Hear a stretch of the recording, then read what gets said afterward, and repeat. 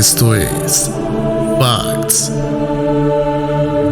un podcast by Fe Razonable, donde hablaremos de teología, filosofía, apologética y temas relevantes al cristianismo. Bienvenidos.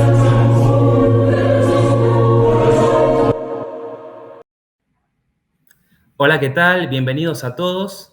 Estamos en un nuevo podcast donde vamos a hablar acerca de Dios y su relación con el tiempo. Si ustedes recuerdan, a fines del mes de enero de este año, William Lane Craig estuvo en el programa de Santiago Alarcón, Rincón Apologético, y todos nos hemos deleitado, ¿no?, en ese segundo encuentro que tuvo William Lane Craig en el espacio de Santiago.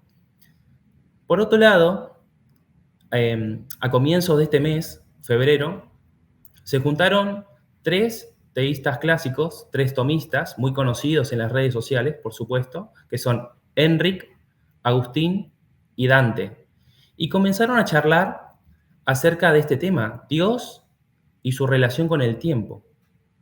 Empezaron a comentar acerca del teísmo clásico, empezaron también a comentar acerca del teísmo neoclásico, al cual parecer sitúan a William Lane Craig en este movimiento, bastante reciente. Por otro lado, también criticaron el modelo que propone William Lane Craig acerca de cómo Dios se relaciona con el tiempo. Dios sin la creación es atemporal, Dios con la creación es temporal. Así que vamos a compartir acá con nuestro amigo Gesid Díaz, del país de Colombia. Bienvenido, Gesid. Parece que está silenciado. Ahora sí.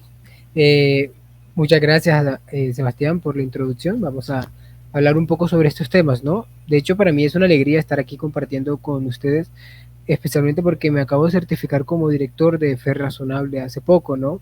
Entonces, esta sería como una de mis principales o mi primera aparición, entre comillas, pública como director del ministerio. Entonces, es un privilegio, ¿no?, estar aquí en el podcast compartiendo con ustedes. De hecho, lo que acabas de decir me da pie a decir que, por un lado, qué gusto que estés con nosotros ahora del equipo, formalmente no, de Fe Razonable, porque conviene tener gente como vos, gente preparada, gente que estudia, gente que tiene elocuencia para defender la fe y que son ejemplos, que son referentes, porque sé que mucha gente también te sigue en las redes sociales. Y digo que me da pie porque también, poniéndose a pensar, ¿no?, realmente nos conviene tener personas como Enric, Agustín, Dante, que estén, digamos, adelante defendiendo la existencia de Dios. Entonces, en cierto sentido, nos conviene tener este tipo de personas argumentando, y si se quiere, utilizando principalmente los argumentos de Tomás de Aquino, un gran teólogo, filósofo de la Iglesia, del cristianismo, inclusive de la historia universal.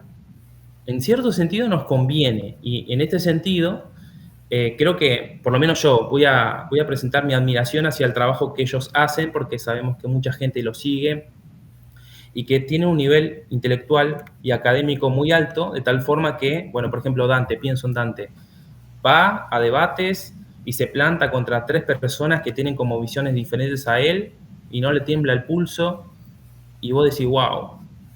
Y que nosotros ahora vengamos como a reaccionar a lo que ellos dijeron, de alguna forma comentando o criticando u objetando ciertas cosas. Entonces pareciera, ¿en qué rol te vas a poner? ¿Vos querés criticar a estos tres titanes? ¿No? Entonces, lo primero que quisiera hacer es decir, sí, por supuesto, esta gente son gente grosa, titanes, pero por otro lado, uno puede mostrar cierto desacuerdo, como lo vamos a estar viendo en esta noche. Sí, me gustaría enfatizar mucho eso que acabas de decir, Sebastián. En lo personal, yo tengo un profundísimo respeto por los tres. De hecho, me disfruto mucho viendo los videos de Enric. Me encanta su canal de Adictos a la Filosofía. Disfruto mucho de la forma tan creativa y elocuente en la que presenta temas algo complejos de la filosofía, incluso la filosofía contemporánea. Y por supuesto sé que Enrique está en camino de ser un académico a nivel de la filosofía cristiana y acaba de hecho de publicar un artículo, un paper, en una revista especializada. Sé por supuesto que el doctor Echevarría, Agustín, también tiene una trayectoria académica respetable. Y Dante, aunque bueno, tiene libros publicados de apologética, no estoy consciente de si tiene trabajos académicos a nivel de filosofía o teología, pero por supuesto sé que tiene que ver con, eh, con un trabajo académico sólido a nivel de economía. Es un economista, tiene un doctorado en economía, entonces tengo un profundo respeto por estos tres titanes, ¿ok? Un profundo respeto por estas tres personas, y esto abre la puerta a decir cuál es la naturaleza de estos comentarios que vamos a ofrecer.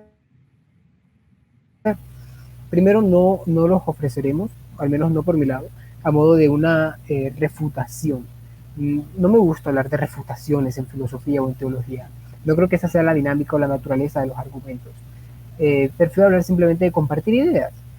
Tengo ideas bastante diferentes a la de ellos tres, a pesar de mi respeto, y estoy seguro de que ellos tampoco pensarían que por el simple hecho de tener una increíble trayectoria académica, automáticamente eso los hará imposibles de criticar o algo parecido.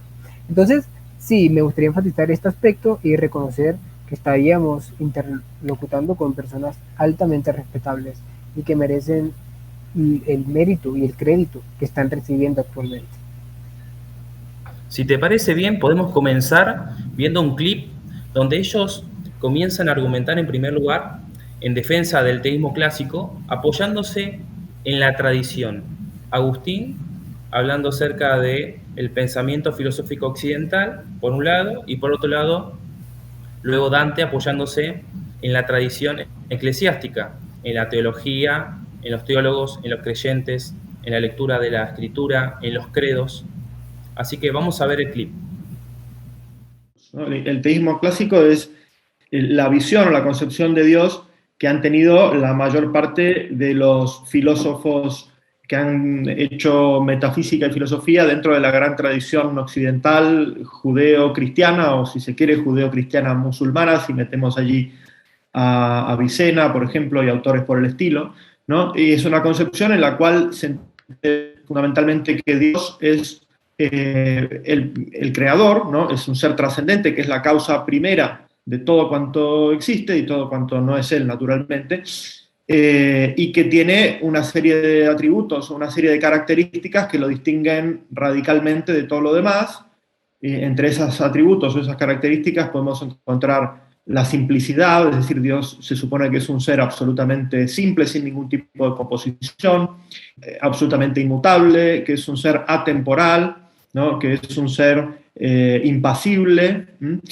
Bueno, esas serían las características o los rasgos más típicos del teísmo clásico, y luego otra serie de atributos que ya son comunes a otras formas de teísmo, como por ejemplo la omnipotencia, la omnisciencia, la perfecta bondad moral y ese tipo de atributos, ¿no? Entonces, si a mí me preguntan cuáles son los principales representantes o los representantes más destacados del teísmo clásico, nombraría autores como San Agustín, como San Anselmo, Boecio, ¿no? San Buenaventura, Santo Tomás de Aquino, incluso algunos autores modernos como Descartes, ¿no? E incluso el propio Leibniz y autores así, ¿no? Entonces, eso es, yo, si me preguntan teísmo clásico, lo defino con una descripción y con unos ejemplos, porque me parece que esa es la manera más sencilla y más detectable o más identificable de hacerlo.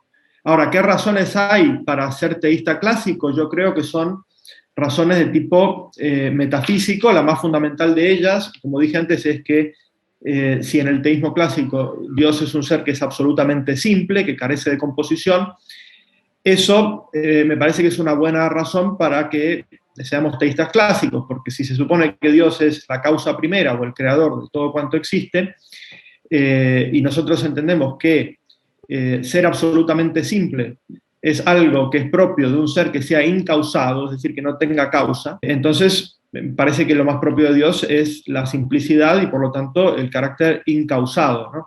¿Qué sucede? Que si Dios no fuera simple, si Dios tuviera partes, si Dios fuera un ser compuesto, entonces sería un ser que dependería para existir, dependería para ser de aquellas partes de las que está compuesto, ¿no?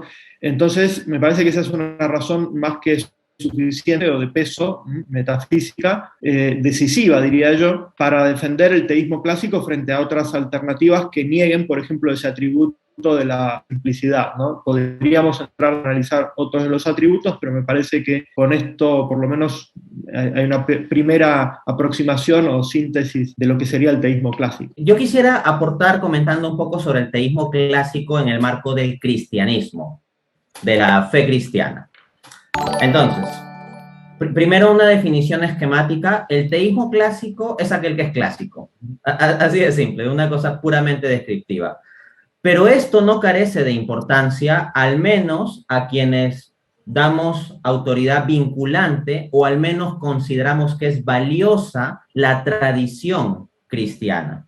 O sea, el teísmo clásico es la forma de concebir la doctrina sobre Dios, sobre su esencia y atributos, que ha venido dándose de forma clásica en el cristianismo desde los inicios, desde los padres de la iglesia mismo. Tenemos citas de padres de la iglesia del siglo II, del siglo III, del siglo IV, afirmando las proposiciones distintivas del teísmo clásico, y asimismo lo tenemos pues en pensadores medievales. Tenemos a San Agustín, San Anselmo, Santo Tomás de Aquino, como se ha mencionado, y el teísmo clásico entonces ha sido la forma de entender el ser de Dios o la doctrina básica sobre Dios en la cristiandad, de forma continua y prácticamente unánime. Pero en las últimas décadas, principalmente, aunque siempre hay ciertos antecedentes y eso, pero sobre todo en las últimas décadas, viene a tomar más presencia el llamado teísmo neoclásico, fundamentalmente en el marco de la academia anglosajona, con el auge de la filosofía analítica que se comienza a aplicar a la filosofía cristiana, o hay una cierta conjunción entre filosofía cristiana aplicando metodología analítica. Ahí tenemos principalmente a dos filósofos muy populares, no meramente en los círculos intelectuales, sino ya en general entre cristianos interesados en teología o apologética por la labor que han realizado. Se trata de William Lane Craig y Alvin Plantinga. Entonces, en el caso de ellos dos, ellos serían teístas neoclásicos. No son los que inician esta visión, pero son como los que han tomado más notoriedad en las últimas décadas. Entonces, los teístas neoclásicos básicamente lo que hacen es contravenir determinados atributos o formas de concepción sobre Dios que clásicamente se han venido manteniendo en la cristiandad. Fundamentalmente tenemos 4 puntos. El primero, en términos de atributos, la simplicidad divina. El teísmo clásico afirma que Dios no tiene partes, ni físicas, porque no es un ser físico, lo cual es obvio, pero también sostiene el teísmo clásico que Dios no tiene partes metafísicas. En cambio, autores como William Lane Craig, Plantinga, R.T. Mullins, etcétera, van a sostener que Dios tiene algún tipo de composición metafísica. En segunda instancia, tenemos la atemporalidad divina. Clásicamente, y sobre esto vamos a profundizar en la charla de hoy, se ha entendido que la eternidad de Dios no es que sea como un tiempo con sucesión sin fin, sino que la eternidad de Dios es una posesión plena y simultánea de su propia vida plena. Esa es la definición que da Boecio sobre la eternidad y la que toma Santo Tomás en la Suma Teológica. Y la noción de atemporalidad de Dios también la encontramos en los padres de la iglesia. Entonces, clásicamente se ha entendido así. Pero los teístas neoclásicos van a pasar a negar la atemporalidad de Dios.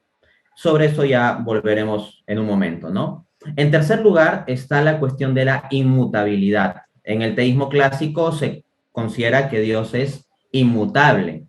En cambio, en el teísmo neoclásico se pone determinados tipos de mutabilidad en Dios. De hecho, al negar la atemporalidad divina, ya como mínimo Dios pasará a tener la mutabilidad temporal, en términos de que su vida pasará por sucesión. Así lo sostienen los teístas neoclásicos. Finalmente, en cuarto lugar, tendríamos el tema de la impasibilidad divina. Los teístas clásicos hemos venido sosteniendo a lo largo de la historia, en la tradición cristiana, que Dios es impasible, ¿no? Que no está sujeto a pasiones, a una variación o fluctuación de pasiones.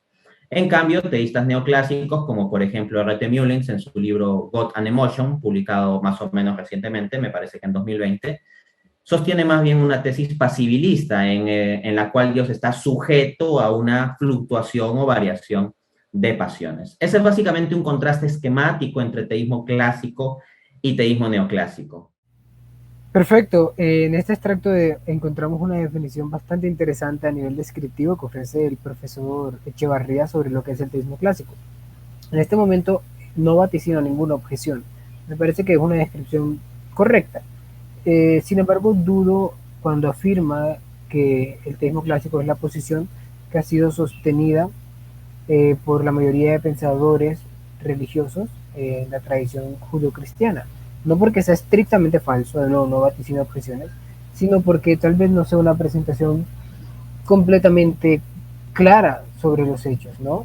Esto, y me parece que Dante más adelante enfatiza la idea cuando habla de la tradición cristiana, da a entender que ha sido una especie de posición ampliamente o universalmente aceptada en la historia de la Iglesia. De nuevo, para aclarar, esto no es una objeción porque lo que dice el profesor Echevarría es bastante preciso. Lo que dice es que ha sido la posición mayormente sostenida, y es importante tener eso en cuenta, porque incluso en el pasado el teísmo clásico no ha sido una posición sostenida universalmente. De hecho, muchos teístas neoclásicos, como lo llaman hoy en día, encuentran un importante apoyo filosófico en pensadores del pasado. Y no es como si los neoclásicos abandonaran el pensamiento del pasado y lo tiraran como basura por allá. No, de hecho simplemente toman sobre ellos y elaboran sobre esa base y empiezan a separarse de donde ven que hay puntos dignos de separación y en otros lugares no. Personalmente he hablado con varios filósofos que sorprendentemente están de acuerdo con Aquino en cosas que son sorprendentes y que probablemente uno pensaría y diría, vaya, no pensaría que ese filósofo esté de acuerdo con Aquino en esto, y que justamente son teístas neoclásicos, pero resultan ser aliados inesperados de Tomás de Aquino en algunos asuntos relevantes. Entonces, de nuevo, creo que la descripción del profesor Echevarría es bastante concreta y estoy muy de acuerdo con lo que él dice. Te quiero hacer dos consultas, tomando este tema de la importancia de la tradición. En primer lugar, muchos de los que ellos mencionan como teístas neoclásicos, como Craig o Plantinga, ellos mismos no se consideran neoclásicos, o sea, no consideran que se están apartando de, digamos, de la tradición del teísmo clásico, sino que más bien hayan, inclusive ellos en el video también lo dicen, los dos, tanto Agustín como Dante reconocen esto, que ellos dicen, no, nosotros no somos neoclásicos, de hecho creo que vos mismo decís, yo no soy neoclásico, pero si definimos neoclásico como aquel que no acepta ciertas definiciones, por ejemplo, Dios es inmutable, de hecho vamos a hablar de esto, ¿no? Sí, pero ¿qué querés decir cuando Dios es inmutable? Bueno, cuando vos definís y esa definición no se adhiere completamente a lo que dice el teísmo clásico, estricto, entonces vos decís, bueno, entonces en teoría soy neoclásico porque mi definición no es estrictamente la misma o idéntica.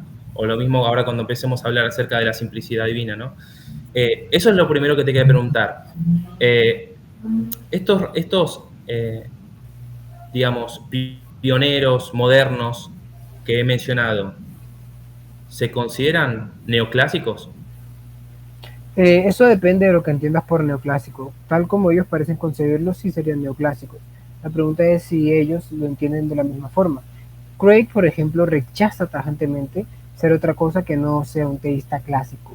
Él tiene sus razones para eso y de hecho me parece que va a ofrecer una parcial defensa de tal en su teología sistemática de próxima publicación. De hecho, él se ha quejado en algunos lugares de que los tomistas, y se refiere directamente a los tomistas, han secuestrado el teísmo clásico para adherirse a él básicamente y señalar desde ese punto de privilegio a las demás posiciones que en alguna medida se desvían de este tipo de doctrinas históricas, entre comillas, para llamarlos teísmo neoclásico o incluso de manera más ofensiva personalismo teísta. Lo que los filósofos de esta categoría como Plantinga, Craig y demás niegan tajantemente es la acusación de personalismo teísta. Y esto tiene, por supuesto, su razón de ser, razones históricas, que no importarían mucho en este contexto, pero en el caso específico de si son teístas neoclásicos o no, depende de la definición del concepto. Como te digo, algunos discutirían y yo mismo no me siento cómodo con esa etiqueta, pero personalmente no me importan este tipo de cosas, ¿sabes? Es decir, no me voy a pelear por una etiqueta. En el debate, por ejemplo, del teísmo evolutivo, están los que se disputan el término de creacionistas evolutivos, como sería el ministerio biólogos, y los que aceptan de tajo llamarse teístas evolutivos, que serían algunos filósofos cristianos. Yo, en realidad, preferiría llamarme creacionista evolutivo, pero prefiero aceptar la etiqueta de teísta evolutivo para simplemente evitar cualquier tipo de confusión lingüística. Así que por economía del lenguaje yo aceptaría la etiqueta de teísta neoclásico, pero siempre cuando estoy en este tipo de contextos hago la salvedad de que me siento incómodo con esa etiqueta y que levanto una pequeña protesta para el reconocimiento de que no es como que hay una figura unitaria del teísmo neoclásico y figuras bastante desprendidas de los teísmos neoclásicos. Que, bueno, no porque lo segundo sea falso, porque es cierto, hay diferentes expresiones de los teístas neoclásicos, sino porque tampoco hay una figura unitaria del teísmo clásico. El teísmo clásico no es una figura conceptual unitaria de la cual se puedan desprender conceptos. Los teístas clásicos tienen sus desacuerdos. Por ejemplo, algunos teístas clásicos debaten sobre si el compatibilismo o el libertarianismo es cierto y lo vinculan necesariamente con la doctrina clásica de la providencia de Dios. En otro contexto se discute, por ejemplo, la naturaleza del tiempo, si la teoría A o B es compatible con la temporalidad de Dios. Los teístas clásicos tienen sus divisiones al respecto, aunque hasta donde tengo entendido, tanto Dante como Agustín y Enrique están de acuerdo en que la temporalidad es compatible con la teoría A. Yo estoy en desacuerdo y hablaremos de eso más adelante. Sobre incluso la doctrina de la simplicidad divina hay algunos desacuerdos, no esenciales, pero sí hay algunos desacuerdos en algunas formulaciones. Por ejemplo, tenemos a Catherine Rogers, que es una filósofa clásica, católica, anselmiana, que se separa en algunos puntos de la visión tomista de la simplicidad divina. No la rechaza, es una teísta clásica, pero tiene una concepción ligeramente diferente de la doctrina de simplicidad divina y tiene una defensa particular muy interesante de la temporalidad divina. En lo personal, entre paréntesis, la defensa de Rogers es la que me ha parecido más interesante como un estudiante de teología interesado en estos temas filosóficos. Entonces, pues sí, supongo que las etiquetas no son tan importantes. Para algunos, como Craig, tal vez sí lo sean, y él protestará enérgicamente con la etiqueta de teísta neoclásico. Él preferirá que le llamen teísta clásico. En lo personal, yo, Yesid, prefiero etiquetarme como un teísta ampliamente clásico, porque, bueno, eso tiene también su razón de ser. Pero sí, tocas un tema muy interesante al respecto.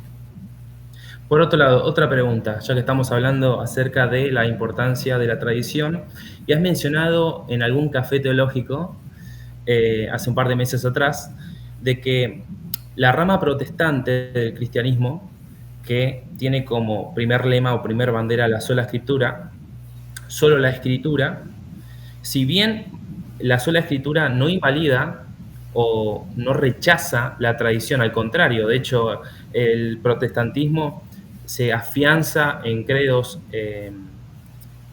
ecuménicos, como por ejemplo Nicea, clásico de la Trinidad, pero la sola escritura nos vincula con que si tenemos que escoger entre lo que dice la Biblia y lo que siempre se ha creído, tenemos que ir primero a la Biblia, a fin de resolver una disputa teológica.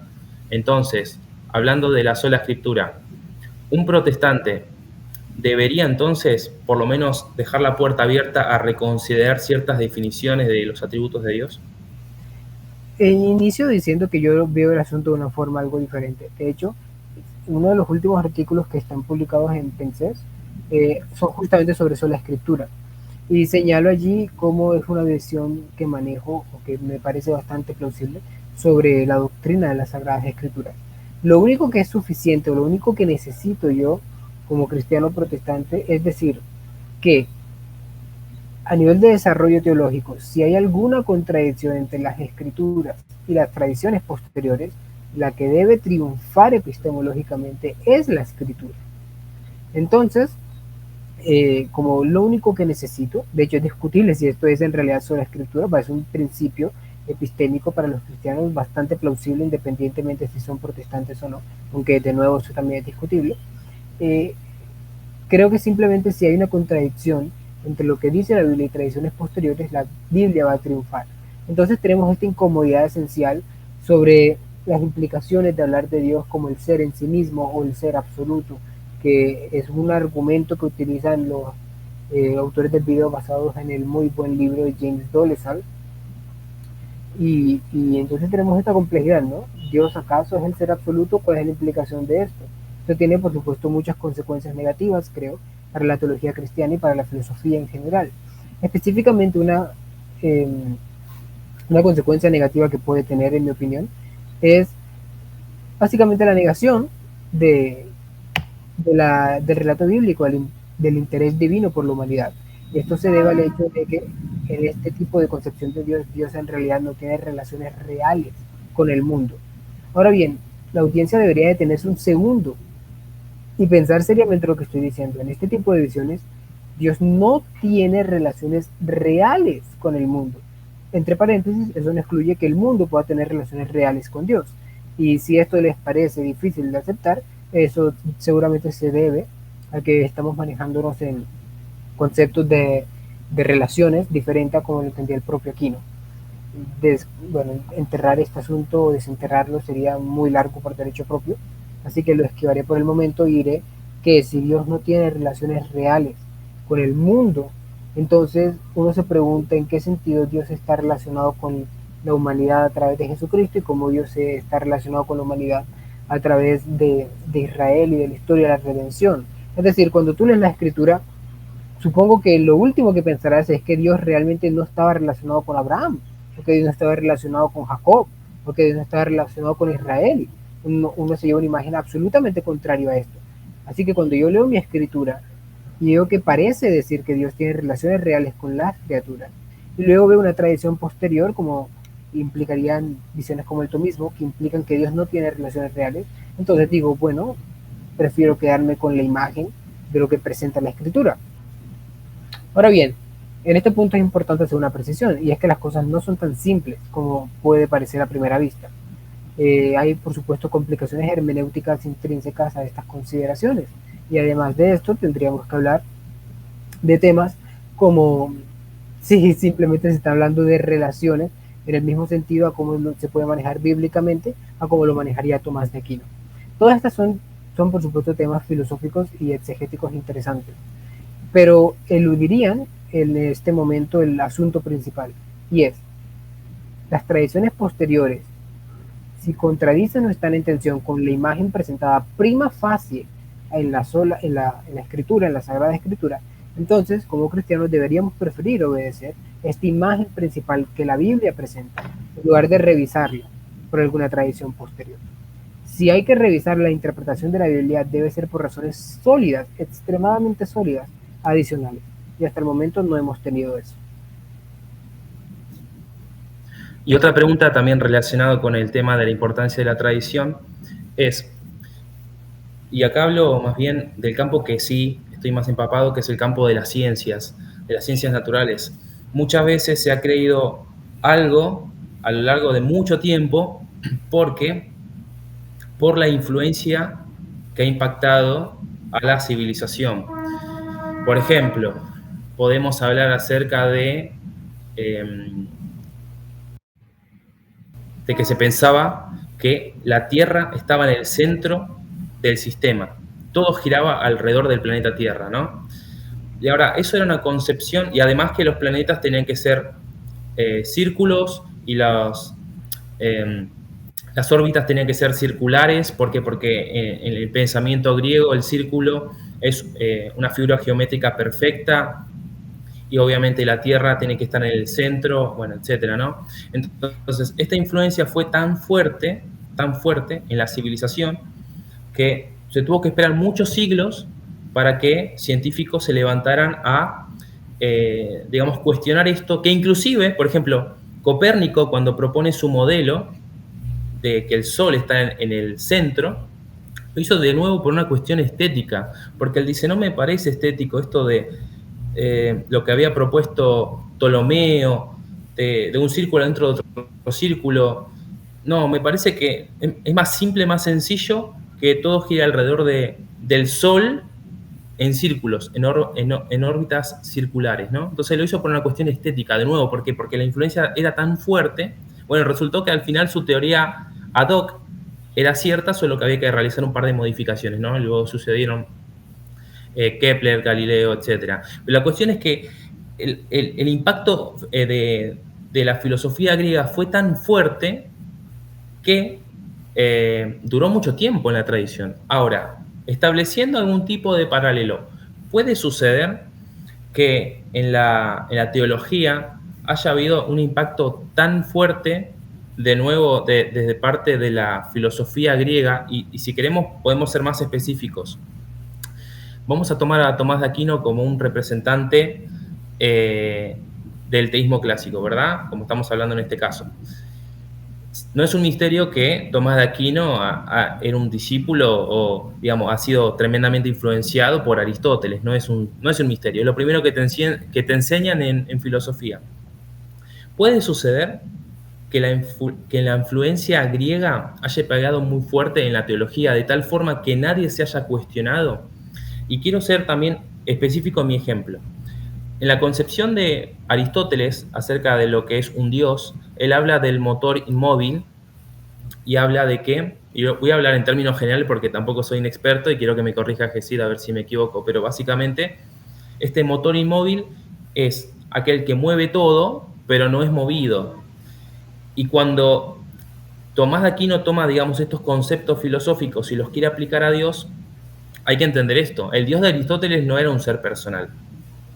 Entonces, cuando se habla de causa incausada, motor inmóvil, no se está hablando exactamente de lo mismo de lo que vemos en las Escrituras. Si bien Dios es el creador del mundo, no es exactamente el mismo concepto. De hecho, había escuchado recientemente, para empaparme más del tema, que Sproul decía, cuando habla del Dios de Aristóteles, dice que mueve las cosas por medio de el deseo o de la admiración, y se habla de este ejemplo de la estatua que despierta admiración hacia aquel que lo contempla. Entonces, mueve, pero no es movido, está congelado.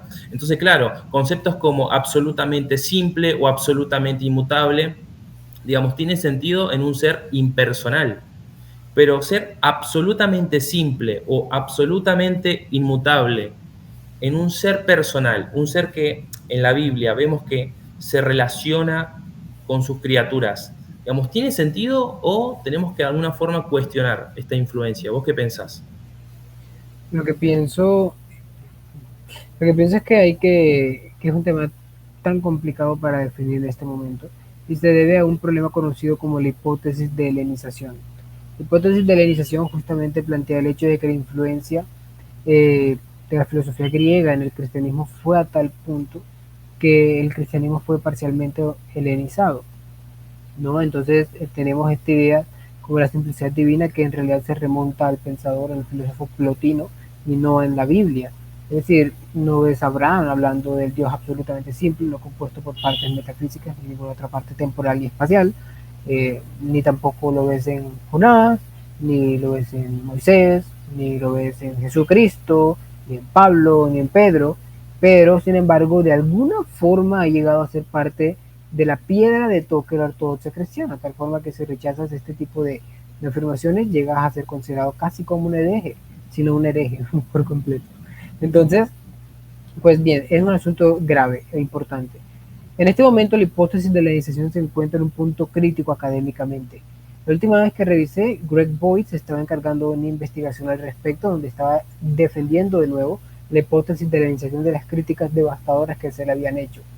Hasta donde tengo entendido, Boyd aún no ha publicado esta investigación. Sin embargo, mi opinión hasta el momento es que por supuesto el cristianismo ha sido helenizado, es decir, la evidencia contra esto es comparativamente muy débil a la afirmación principal, que sería que de hecho el cristianismo fue muy influenciado por la filosofía griega. Pero No creo que esta influencia griega sea necesaria o automáticamente negativa. Más bien, para juzgar si la influencia griega es positiva o negativa, uno tiene que ver las consecuencias de esta filosofía.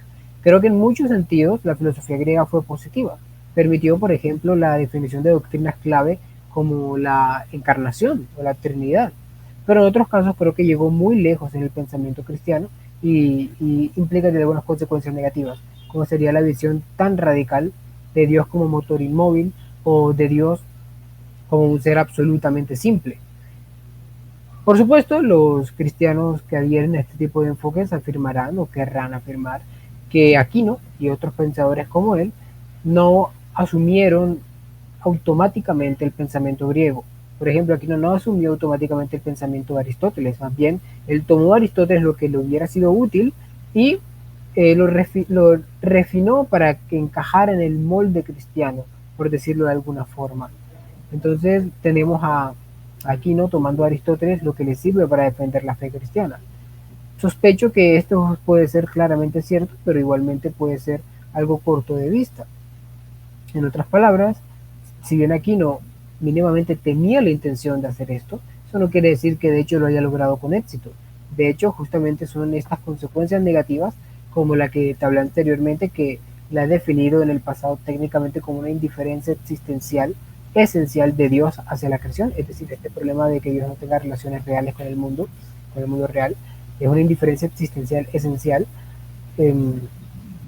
Entonces simplemente encuentro esto como una declaración grave, teniendo en cuenta la presentación bíblica de Dios, y por lo tanto la entiendo como una consecuencia negativa de la influencia griega en el teísmo cristiano.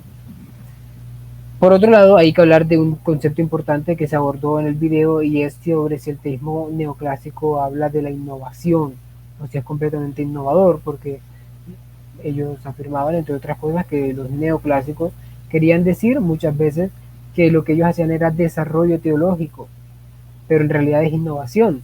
Bueno, esto es algo muy interesante y está relacionado con lo que tú decías anteriormente sobre la ciencia. Mi pregunta es, y considera esto, Sebastián, ¿qué clase de desarrollo no implica innovación? Es decir, piensa en la ciencia, piensa en el desarrollo de la tecnología, de las inteligencias artificiales, de la ecología, de la psicología. ¿Qué clase de desarrollo del pensamiento o de la ciencia o del conocimiento no implica innovación? Supongo que si vas a una revista especializada y le dices, oye, mira, estoy interesado en abolir cualquier tipo de innovación en las pruebas de aplicación neuropsicológica o de intervención neuropsicológica a nivel de neurociencias, te va a decir, bueno, buena suerte con eso. Es decir, la innovación creo es una parte importante y esencial del desarrollo. Y el punto es cómo hacer esto análogo con el conocimiento teológico. Lo que te decía anteriormente venía principalmente en la corte del conocimiento científico. Y creo que en el conocimiento epistemológico común y corriente y científico principalmente es común entender la innovación como un desarrollo importante, casi indispensable, del desarrollo cognitivo, el desarrollo del pensamiento. La pregunta es si esto se aplica igualmente a la teología cristiana. La verdad no veo ninguna razón por la que esto no pueda ser. Yo creo que el pensamiento cristiano es una especie de bloque fijo y que no interactúe con la historia o con su contexto. Creo que la teología cristiana, a la luz de la revelación en Jesucristo, es de hecho una especie de metared que se relaciona con su contexto y con el lugar donde está ubicado, tocando vidas y transformando vidas con el poder del Espíritu Santo. Aquí me disculparás un poco mi naturaleza pentecostal, ¿no? Pero así lo veo. Entonces, cuando pienso en este asunto, lo que puedo pensar es, sí, las posiciones como el teísmo neoclásico pueden implicar cierto grado de innovación. Y mi respuesta es, ¿y qué? Es decir, ¿qué importa? Esta innovación, por supuesto, se aleja en puntos importantes de la tradición cristiana, pero si hemos tenido razón en lo que he dicho anteriormente y estas tradiciones cristianas han tenido consecuencias negativas al teísmo cristiano, entonces, ¿qué tiene de malo deshacernos de estas consecuencias negativas? Entonces, plantear el asunto en términos de innovación o no me parece innecesario. Más bien, lo que yo creo es que podríamos hablar es si estas consecuencias son positivas o negativas, y ese es el kit del debate, que por supuesto más adelante se estará abordando al menos brevemente por aquí. También quería ya meterme un poquito más de lleno en cuanto a los distintivos que ellos mencionan que tiene el teísmo clásico. El primero que se destaca, y tal vez el principal y central y primordial del cual emana todo, es la simplicidad divina. Y pensando así en voz alta con vos, si uno definiera simplicidad divina como que Dios no está compuesto de partes, creo que estarías completamente de acuerdo, ¿verdad? Si lo definiéramos simplemente, sencillamente así, Dios no está compuesto de partes. Por supuesto, estoy de acuerdo, yo no afirmo que Dios esté compuesto, es decir, no creo que Dios sea una especie de cosa que pueda ser desensamblada en partes, o si tienes las partes apropiadas, entonces tienes a Dios y bailar, es un cubo Rubik. No, no, no, Dios no es un cubo Rubik metafísico, Dios no está compuesto de partes. Mira, ahora te quiero leer un texto de un autor creo que en el mundo evangélico es muy amado, es A.W. Tozer, seguramente lo conoces. Sí, claro. Autorazo Sí. Que nos mueve a la devoción, a la pasión por Dios, a la búsqueda de Él en lo privado, en lo secreto. Hay un libro muy conocido de él que se llama El conocimiento del Dios Santo. Uh-huh. En uno de sus capítulos, donde habla acerca del atributo divino, escuchad lo que dice, y lo voy a utilizar como puntapié. La doctrina de la unidad divina no solo significa que existe un solo Dios, significa también que Dios es simple, incomplejo, uno consigo mismo. La armonía de su ser no es el resultado de un perfecto equilibrio entre las partes, sino la ausencia de las partes. Entre sus atributos no puede existir contradicción alguna. Él no necesita suspender uno para ejercitar otro, porque en él todos sus atributos son uno. Dios no se divide a sí mismo para realizar una obra, sino que obra en la unidad total de su ser. Ahora, quiero que analicemos un poco juntos este texto, como para utilizarlo como puntapié acerca de la simplicidad divina. Primero empezó a decir, bueno, Dios es uno, o sea, monoteísmo, muy bien. Seguía avanzando el texto.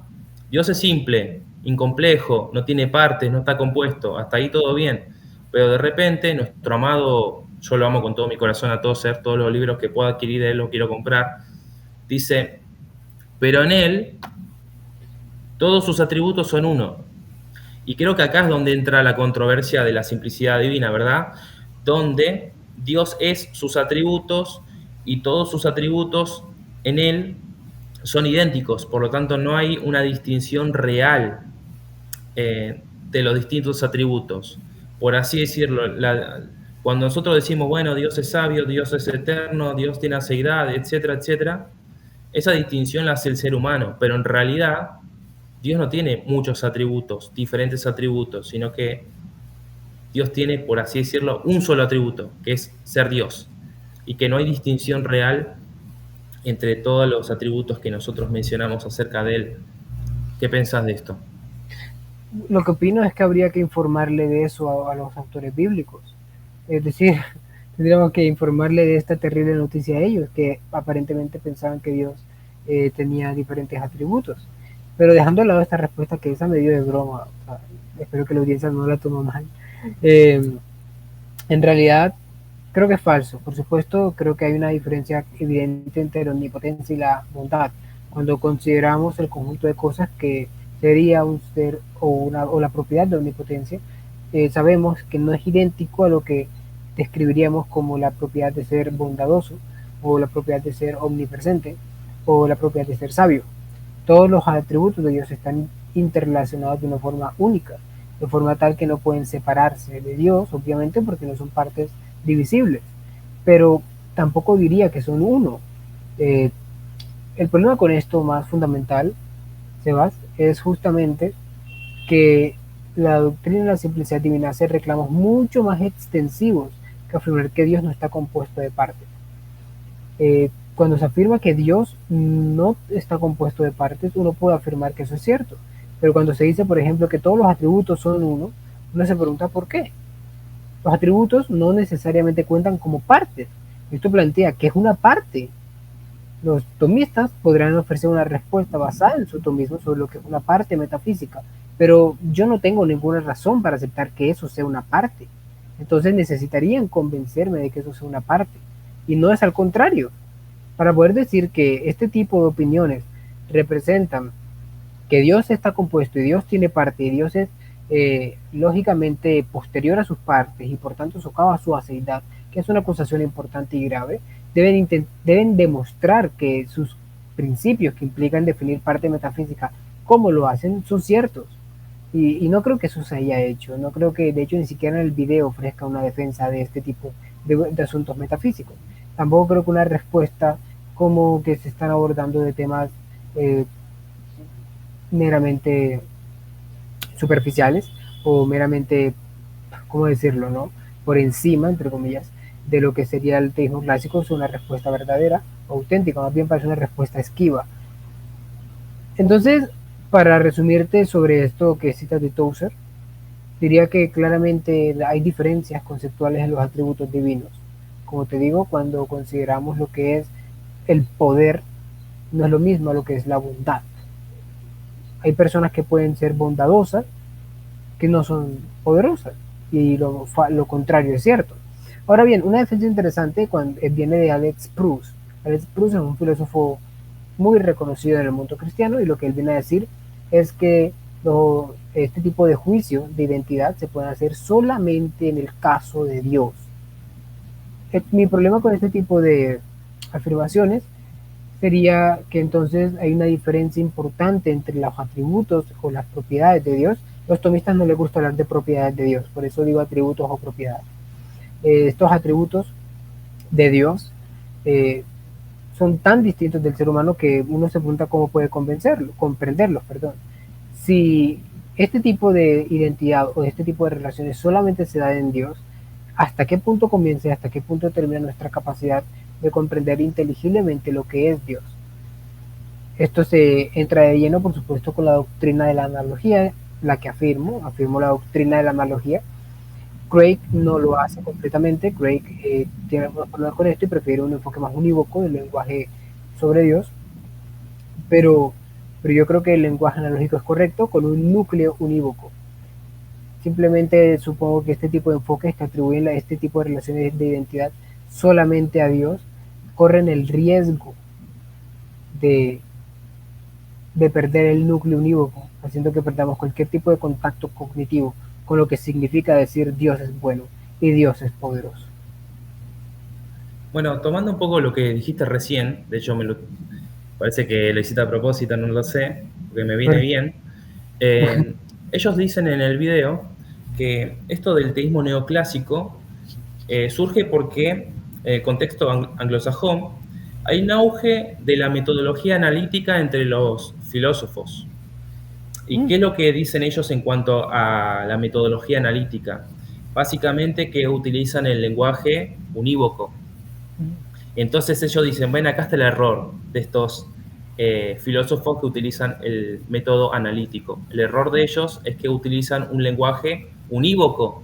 Ahora, ¿cuál es el problema? El problema es que no podemos utilizar este lenguaje cuando hablamos de Dios, porque Dios es un ser que nos trasciende.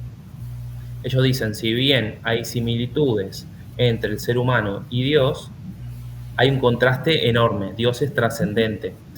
Entonces, ¿qué dirías en cuanto a esto?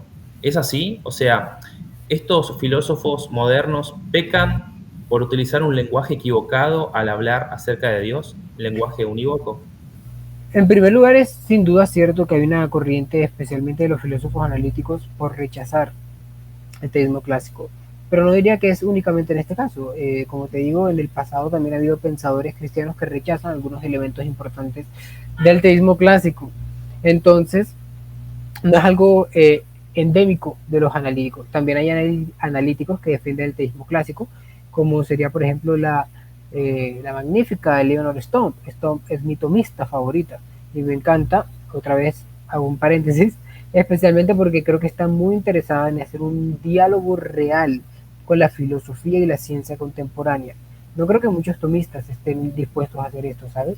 Siento que muchas veces, esto es una opinión personal, muchos tomistas simplemente miran desde un punto de vista externo la ciencia y la filosofía contemporánea y desde este punto de vista externo la critican. Pero hay otros tomistas como Stump y me parece también, por ejemplo, Echevarría, que ha hecho esto, que realmente están muy interesados en conversar con la filosofía y la ciencia contemporánea. Cierro este paréntesis. Entonces, sí, por supuesto, hay una influencia entre los filósofos analíticos y el teísmo clásico, pero no es endémica del enfoque analítico. Sobre el asunto más importante del lenguaje de Dios, no creo que sea correcto decir que los analíticos necesariamente usen un lenguaje unívoco de Dios. Es cierto que hay una tendencia generalizada entre los filósofos analíticos de este tipo de lenguaje unívoco sobre Dios, pero no es necesario. No, los filósofos analíticos no necesariamente tienen que hacerlo. Por ejemplo, el caso de William Husker, que no solamente es controversial, sino que es un teísta abierto, que de hecho afirma que Dios, se puede hablar de Dios a través de un lenguaje analógico. Entonces, pues, no creo que ese sea el punto esencial. Tal vez lo que los autores del video estarían registrando es esta tendencia generalizada, ¿no?, de un lenguaje unívoco. No creo que estén afirmando que los filósofos analíticos necesitan, o todos afirman que un tipo de lenguaje unívoco sobre Dios. Algo relacionado a esto es justamente sobre las categorías del ser. Para este tipo de pensadores clásicos, negar el teísmo clásico en cierta forma implica colocar a Dios en la misma categoría del ser que los seres humanos o que el mundo creado. Creo que por supuesto eso es fácil de desestimar, ¿no? En mi opinión no tiene mucho crédito por la simple razón de que hay razones independientes por derecho propio por la cual podríamos considerar que Dios es perfectamente trascendente y absoluto. Es decir, Dios es, por supuesto, la base de toda la existencia, el fundamento de todo lo que existe independiente a Él o que no sea Él. Es un ser completamente autoexistente, autosuficiente, tiene aceidad, es omnipotente. No hay comparación absoluta a nivel ontológico o de grados de perfección entre Dios y las criaturas o Dios y el mundo real. Y creo que esto es suficiente para mantener una distinción adecuada entre creador y criatura, en lugar de mantener a Dios en un instante tan lejano del ser humano que ni siquiera tenga relaciones reales con el mundo. Esto te lo menciono porque está relacionado con el asunto del lenguaje o el discurso sobre Dios. Muy bien, en cuanto al tema del lenguaje analógico, me parece que es importante, porque si no, al final, si decimos que Dios es tan trascendente o Dios es tan distinto de nosotros, al final no podemos decir nada acerca de Dios. O sea, no podríamos decir nada significativo acerca de Dios y por lo tanto la religión, el cristianismo se haría pedazos, ¿no? Entonces, en algún sentido, tenemos que afirmar un lenguaje analógico. Por otro lado, entiendo que de alguna forma hay como un vínculo, hay un vínculo entre el lenguaje analógico y, si se quiere, el lenguaje figurado o metafórico. Por ejemplo, nosotros vemos en la Biblia que Dios tiene brazos. Dios tiene un brazo fuerte, suponete. Entonces nosotros decimos, bueno, acá ¿qué es lo que me está diciendo el texto? No es que literalmente Dios tiene un brazo, sino que me está transmitiendo una idea que yo puedo captar. Bueno, yo sí tengo un brazo. Si yo tuviera un brazo fuerte, yo podría hacer esto o aquello. Entonces me está transmitiendo la idea de poder, de capacidad. Y suponete en el contexto habla de que Dios tiene un brazo fuerte para salvar. Bueno, entonces entiendo por dónde va. Entonces ahí se puede extraer teología o se puede extraer proposiciones significativas acerca de Dios, ¿verdad? Entonces, pero nosotros decimos, claro, Dios no tiene brazos, es una forma de hablar. Disculpa, un momento, por favor. Sí. Farid, por favor, esta parte de la edita, que es importante, me están llamando con urgencia. Disculpa un momento, por favor. Entonces, ahorita que vaya a regresar Yesid, amigo, lo vuelves a decir como la última frase, ¿va? ¿Lo que dije recién? Ajá. Vale. O si quieres repites como la idea.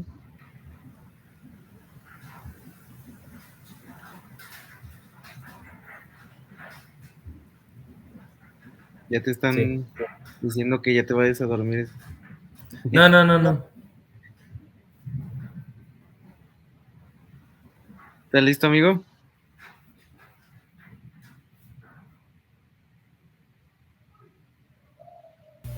Disculpen, qué pena, me estaban llamando acá. Esta parte, por favor, la editas. Que bueno. Sí, Ok, retomemos el punto. Te disculpo. Regresas a la última frase, ¿no?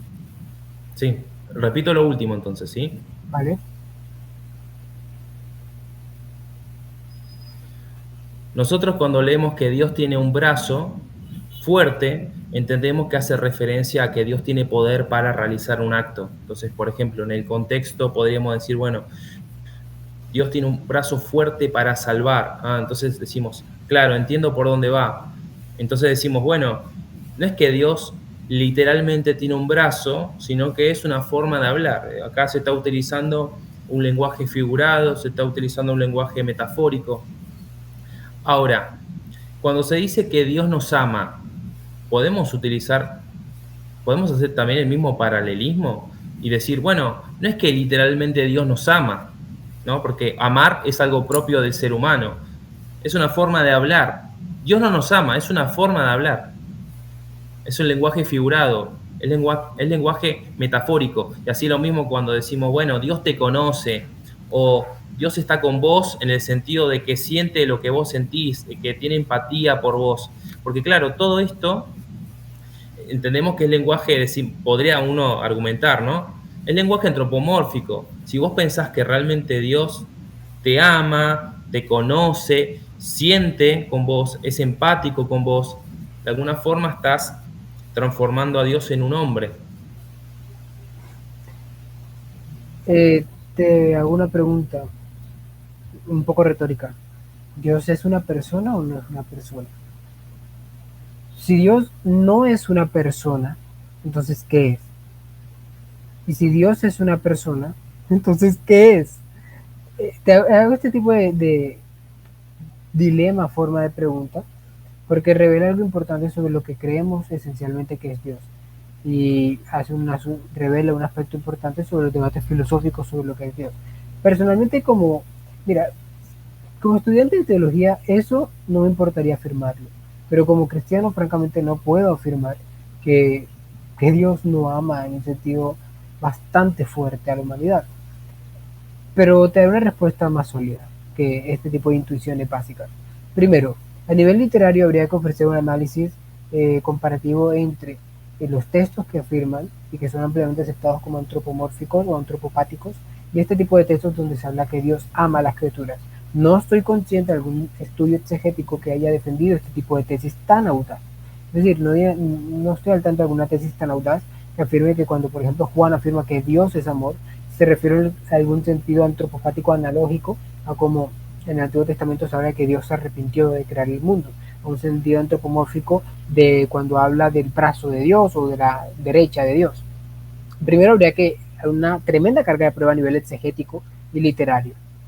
Y segundo, y más importante, creo que incluso aunque se demostrara este paralelismo, eso no afecta a la posición, por el simple hecho de que la posición no niega que haya antropopatismos o antropomorfismos en la Biblia o las descripciones de Dios, sino que esos antropomorfismos y esos antropopatismos y demás figuras literarias dicen algo realmente cierto sobre Dios, es decir, dicen algo objetivamente cierto sobre Dios. ¿Qué es lo que afirma o qué es lo que dice que Dios sea amor o que Dios ha movido su derecha sobre el mundo? Bueno, lo que está diciendo objetivamente hablando es que Dios tiene un poder y eso ya es una propiedad o un atributo, dependiendo de cómo lo veas. Y que dice que Dios es amor, eso ya tiene que ver también con un aspecto bastante emocional, no solamente decisivo. Y esto es interesante porque debido a este pensamiento clásico, especialmente en clave de la impasibilidad, por ejemplo, se han hecho unas definiciones tan extraordinarias de lo que significa que Dios es amor, que tú te preguntas si realmente eso es algo parecido al amor, como se conoce usualmente. La respuesta es que no lo parece. Y si no lo parece, entonces pareciera que hay una especie de disyunción aquí problemática. En primer lugar, o serían nuestras intuiciones sobre el amor lo que estén equivocadas, o en segundo, el atributo de Dios de amar, la propiedad de Dios de amar, es tan diferente a la del ser humano que ambas pueden llegar a ser ciertas. Pero el problema con esta segunda opción es simplemente que no sé lo que significa que Dios ama. Cuando yo te digo a ti, Sebastián, Dios te ama, no sé lo que estoy diciendo. Cuando le digo a un individuo no cristiano, en medio de un evangelismo, y le presento las 4 leyes espirituales, y le digo, Dios te ama y tiene un plan para tu vida, no sé lo que le estoy diciendo. Entonces mucho menos se lo puedo explicar a él.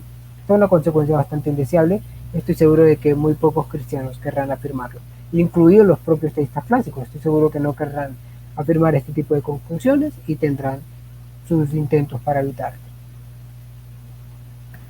Bueno, ahora como escucharán, acá ya está lloviendo, se largó, y también esto me da pie, voy a utilizar todo lo que tenga, me da pie para meternos ya de lleno a lo que es la relación de Dios y el tiempo. En el teísmo clásico se considera que la eternidad significa que Dios es atemporal, es decir, que Dios trasciende el tiempo, que Dios no se encuentra en la línea temporal. Y quisiéramos ver uno de los clips que hablan de este tema. A ver, sobre la primera cuestión de cómo se entiende la relación entre Dios y el tiempo en el teísmo clásico. A mí me gusta tratar con fuentes, entonces vamos directamente a Santo Tomás de Aquino, Suma Teológica, parte primera, cuestión 10, artículo 1, respuesta. Escribe el santo.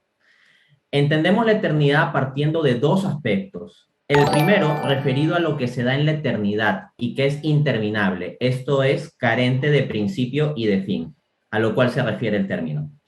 El segundo, referido a la misma eternidad como carente de sucesión, esto es, siendo toda ella simultaneidad.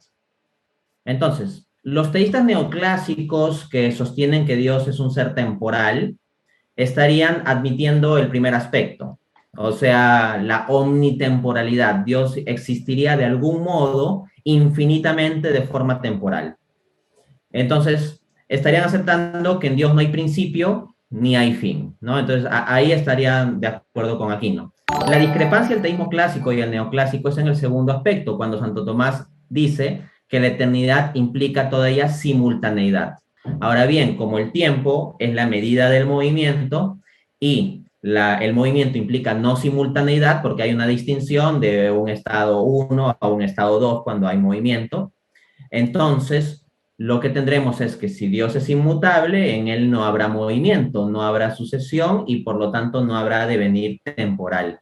Ahora bien, Dios en su atemporalidad plena sustenta el conjunto del ser, el conjunto de la creación.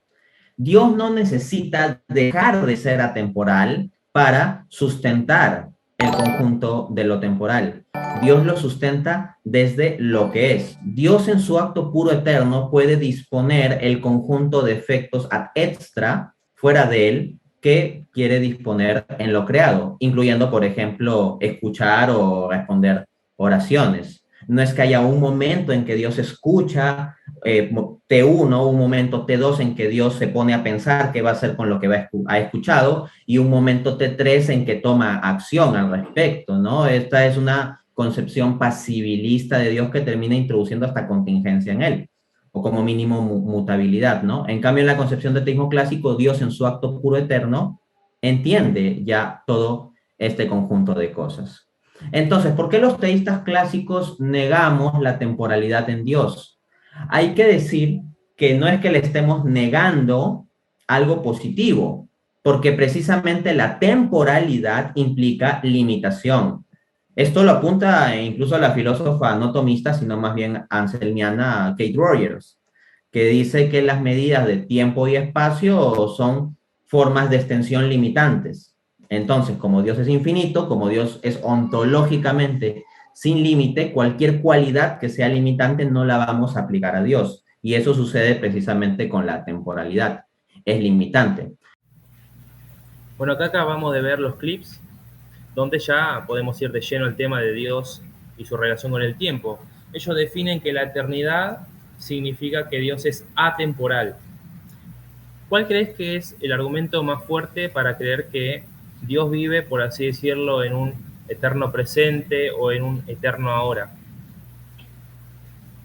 Bueno, eso podría traducirse como la afirmación de cuál es el principal argumento a favor de la temporalidad divina.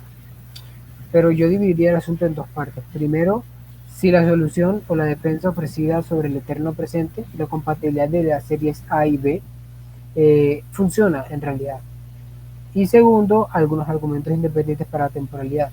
No creo que haya un éxito en este segundo sentido. El mejor argumento que conozco o el que más me ha gustado personalmente, de hecho, no es mencionado por ninguno de los tres. Entonces, pues no podría abordarlo. así que me quedaré en específico con esto del eterno presente. Por lo que puedo ver, la defensa basada en el eterno presente se reduce simplemente a que Dios puede comprender las cosas temporales atemporalmente. Pero, ¿no es eso acaso lo que está justamente en disputa? Creo que el punto esencial es este, y lo puedo presentar a forma de dilema. O Dios está realmente relacionado con el mundo real o no lo está. Creo que debemos afirmar que Dios está realmente relacionado con el mundo real, y eso es justo lo que los tomistas van a negar y que ya he señalado antes porque es problemático. Pero por lo tanto asumamos que es cierto que Dios está realmente relacionado con el mundo real. La pregunta es, ¿cómo es esta relación? Supongamos otra vez las suposiciones generales de la analogía, que como dije yo también afirmo un lenguaje analógico sobre Dios. Queda otra cosa también en forma de dilema. O Dios registra cognitivamente los eventos del mundo o no lo hace. Si Dios registra cognitivamente los eventos del mundo, entonces sus estados mentales están constantemente actualizándose a medida que el tiempo corre. Es decir, Dios sabe, por ejemplo, que ayer estuve en una clase de neuropsicología de 1 a 5 de la tarde y sabe que hoy es falso que hoy estuve en esa clase, pero ayer sabía que era cierto que en ese momento estaba en esa clase. Entonces el contenido cognitivo sobre el conocimiento, la creencia de Dios, de lo que estaba haciendo en ese momento y lo que estoy haciendo ahora cambia.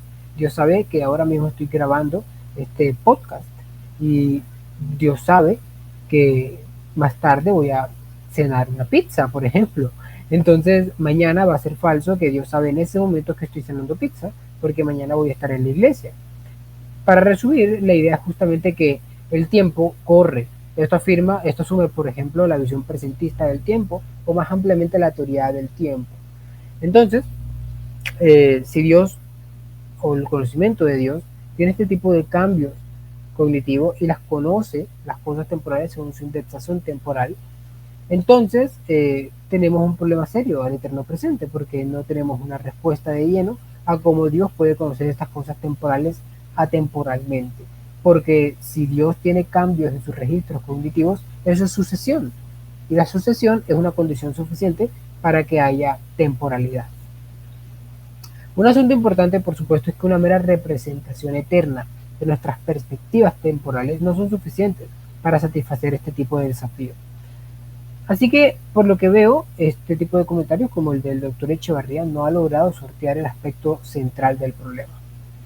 Pero también hay un asunto interesante sobre la causalidad. Aquí se ofrece, por ejemplo, la analogía de que Dios decide sanar a alguien en T2 en respuesta a una oración en T1, y que hace esto relacionándose con la creación atemporalmente. Bueno, el punto evidente, en mi opinión, es cuál es la naturaleza de esa relación causal. Plantéate estas preguntas. ¿Cómo se supone que Dios puede relacionarse con el futuro si el futuro aún no existe? Y por otro lado, ¿qué evita que esto abra las puertas a la retrocausalidad? Es decir, cómo este tipo de concesiones no permiten falsificar nuestras intuiciones ampliamente afirmadas sobre la necesidad del pasado. Después de todo, si Dios puede influir atemporalmente, entonces no parecen haber restricciones accidentales, como sería el tipo de restricción sobre la causalidad del pasado, aboliendo la necesidad del pasado. Por lo que no hay nada que evite que incluso Dios pueda cambiar el pasado. Para ser justos, los tomistas pueden tener buenas respuestas a este tipo de cuestiones, pero el punto central que creo permanece relevante es que la mera apelación al eterno presente no es suficiente para satisfacer este desafío. Bueno, cuando Craig habla acerca de la eternidad en su clase de Defenders, él empieza a argumentar que primero arranca con la Biblia, empieza a extraer textos de la Biblia y básicamente saca 3 proposiciones del texto bíblico. En primer lugar, que Dios existe sin principio y fin, sin principio, sin fin, en primer lugar. En segundo lugar, que la eternidad de Dios contrasta con la transitoriedad del hombre. Y en tercer lugar, que de alguna forma Dios existía antes de la creación del mundo. Ese antes con muchas comillas. Y eso es lo que podemos extraer del texto bíblico, dice Craig. Y luego hay que definir de qué modo Dios es eterno. Porque hay 2 formas de ser eterno, dice Craig en su clase. En primer lugar, uno puede ser eterno en el sentido de existir a lo largo de un tiempo infinito. Entonces podemos imaginar una línea recta que se extiende del pasado al futuro y que Dios existe en cada punto o que va existiendo a medida que avanza el tiempo. En segundo lugar, esa es una forma temporal. En segundo lugar, Dios puede existir eternamente en el sentido de existir fuera del tiempo y por lo tanto los términos de principio o final no aplican porque Dios está fuera del tiempo, Dios es atemporal.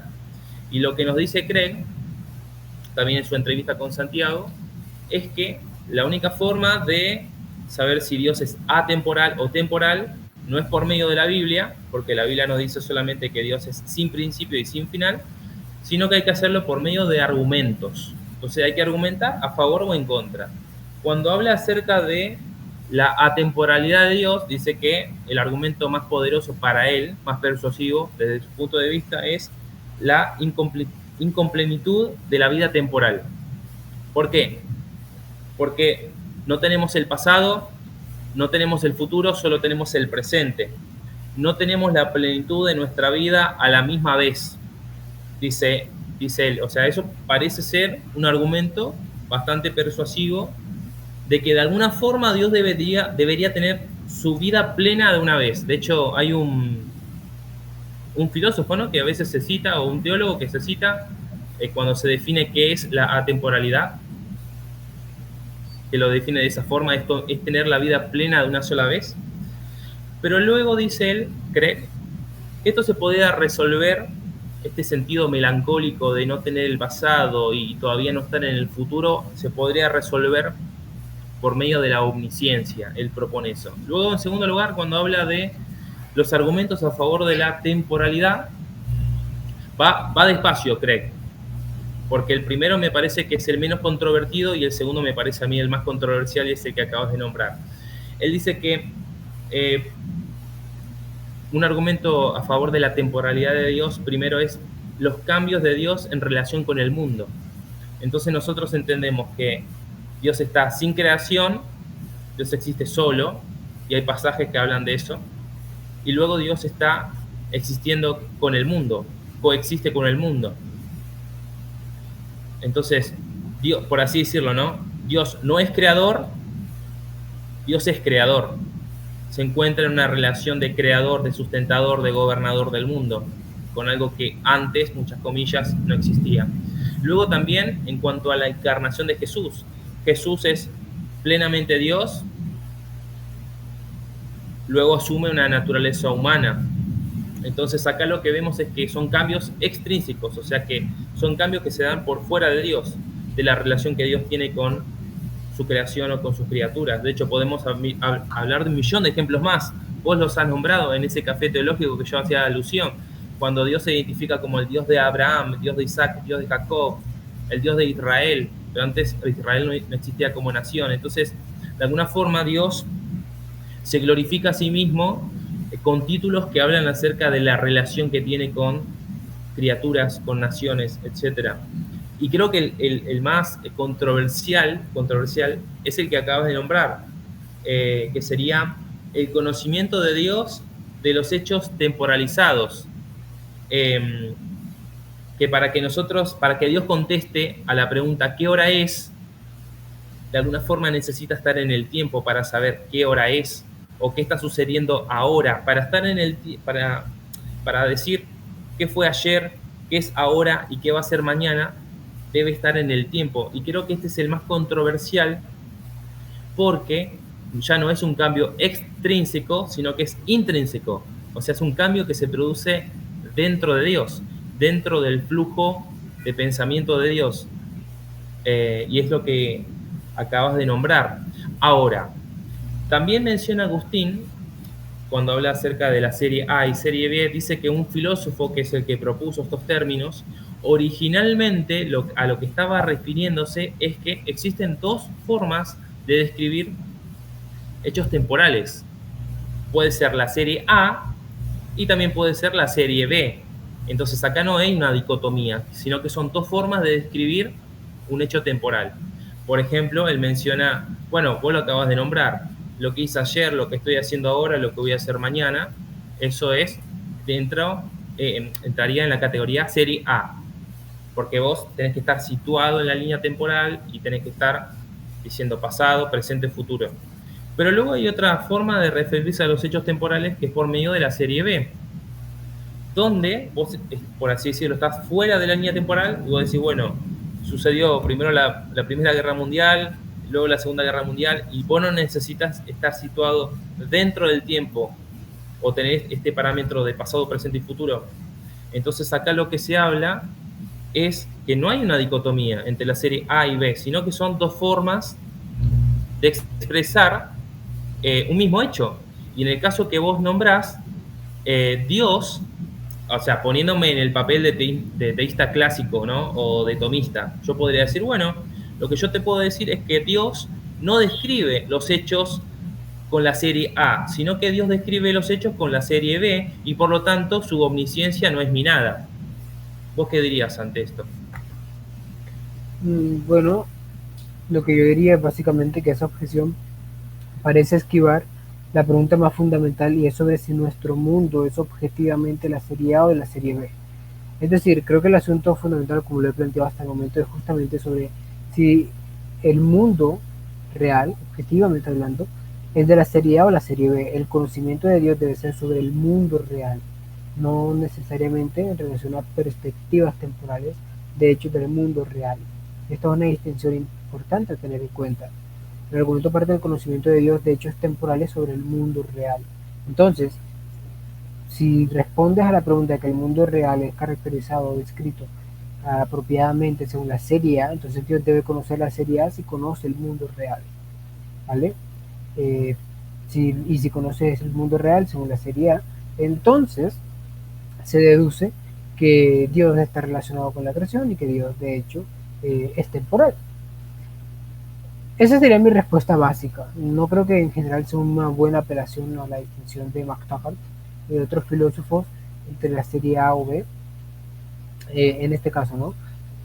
Igualmente creo que plantea un asunto un poco más difícil de comprender sobre cómo se relaciona la perspectiva divina de la serie B y la humana de la serie A, entendiendo la primacía presentista de los seres humanos. Simplemente no me parece una forma plausible de entender el asunto, viendo esto como una especie de perspectiva metafísica, divina y humana.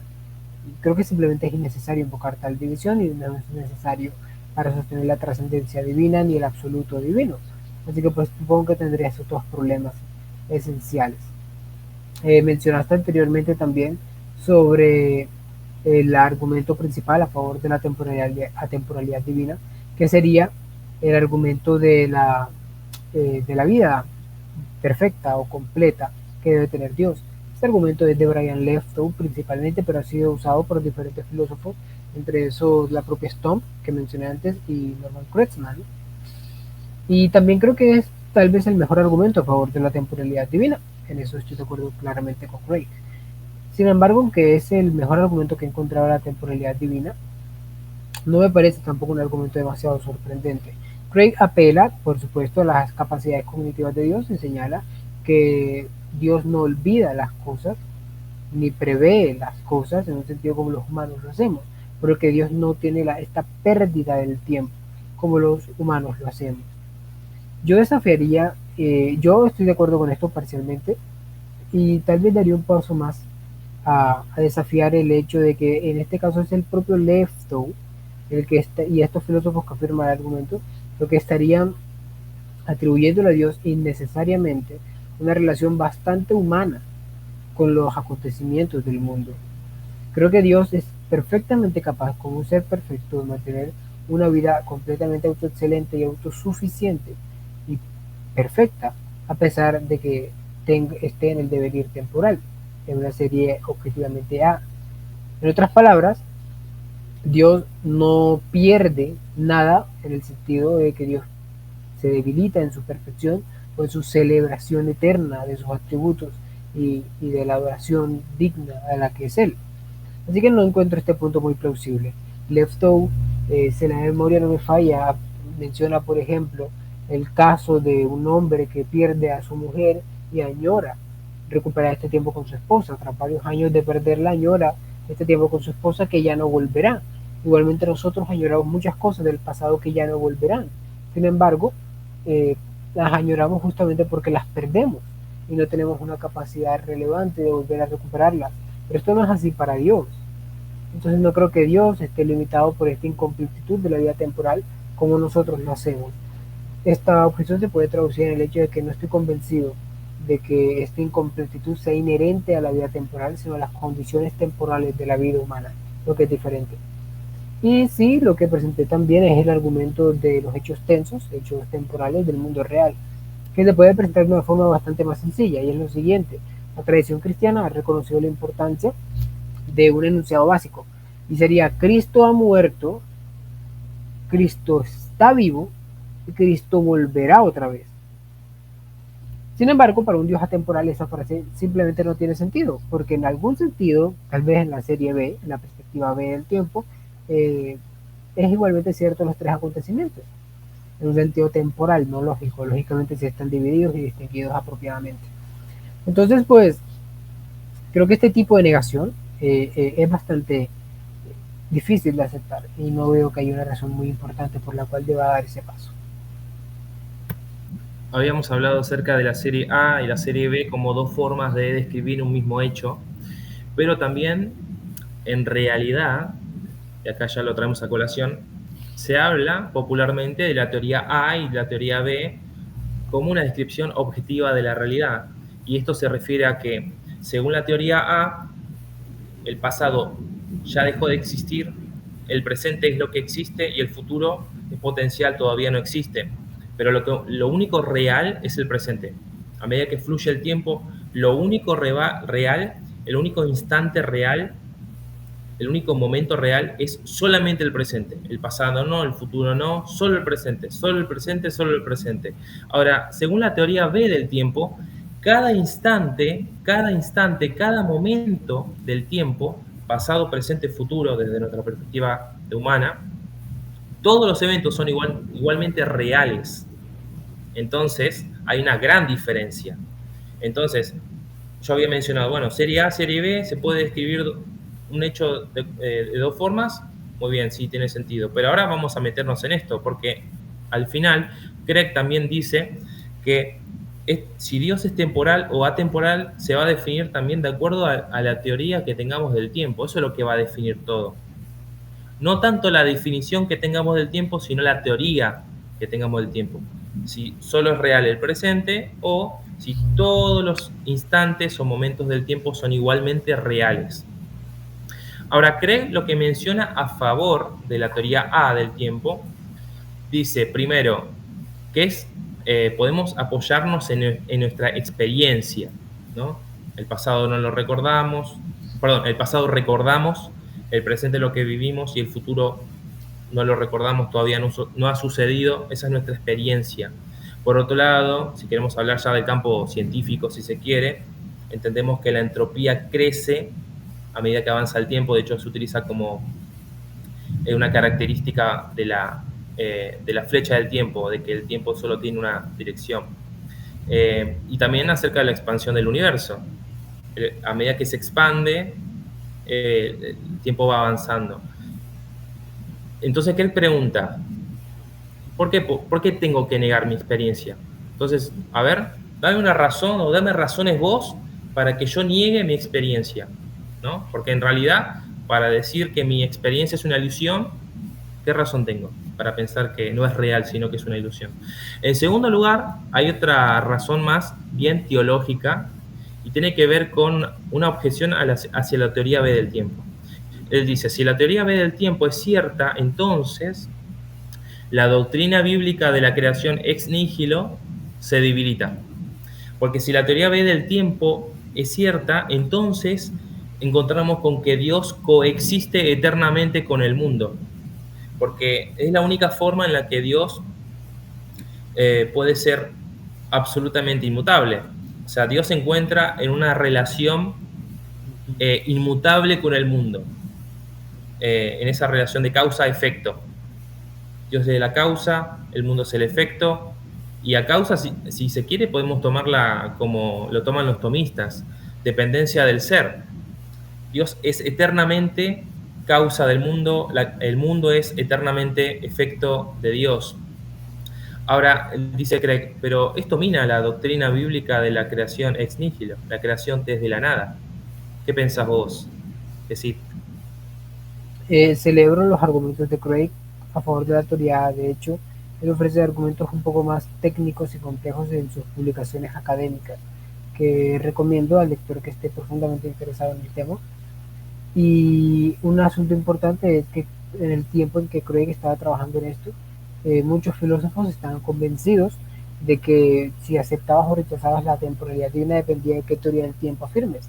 Si aceptas la teoría A, vas a afirmar que Dios es temporal, y si aceptas la teoría B, vas a afirmar que Dios es atemporal. Hoy en día eso se ha revisado.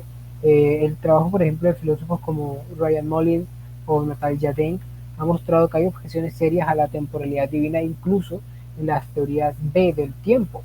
Entonces, ni siquiera esa sería una posición de salvaguarda a la doctrina de la temporalidad divina. Dejando esa observación de lado, hay un punto interesante sobre este debate del tiempo. Yo, por supuesto, soy un teórico A, me considero afirmando la teoría A, soy un presentista específicamente entre el espectro de posiciones de la teoría A del tiempo, y tengo una razón esencial, además de las ofrecidas estandarizadas por filósofos como Craig y otros, y sería básicamente sobre la extravagancia metafísica del eternalismo. El eternalismo es otro nombre que se le da a la teoría B del tiempo, que establece que todos los momentos del tiempo existen en un mismo bloque espacio-temporal continuo de 4 dimensiones y están distinguidos por categorías o escenarios lógicos, pero no temporales. Entonces creo que eso es una extravagancia metafísica, Sebas, porque implica, por ejemplo, que el lápiz que se partió cuando era niño de 4 años sigue existiendo temporalmente hoy en el bloque espacio-temporal de 4 dimensiones. Pero bueno, parece que no existe, es decir, se partió cuando tenía 4 años, pero según estos filósofos sigue existiendo en el bloque espacio-temporal. Entonces, ese tipo de extravagancia metafísica la que me parece arrolladora. Piensa en un momento, esto no es una conclusión lógica de la necesidad de la falsedad de la teoría B, pero implica una extravagancia que es una píldora muy difícil de tragar. Entonces, pues para las personas que estén buscando posiciones que parezcan sensatas por derecho propio, creo que la teoría B no es un lugar muy seguro. Craig también, bueno, esto por supuesto se relaciona con su argumento a favor de la creación ex nihilo. He hablado con algunos filósofos, entre ellos David Hunt, sobre esta relación, ¿no? Hunt, por ejemplo, es un teórico B, un eternalista, y no veía una tensión entre la teoría B del tiempo y argumentos como el Canon, que establece un origen en el pasado finito.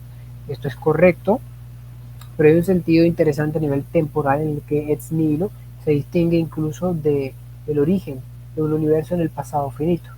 Entonces, sí, encuentro fuerza en este argumento de Craig, pero no lo encuentro como devastador contra la teoría B.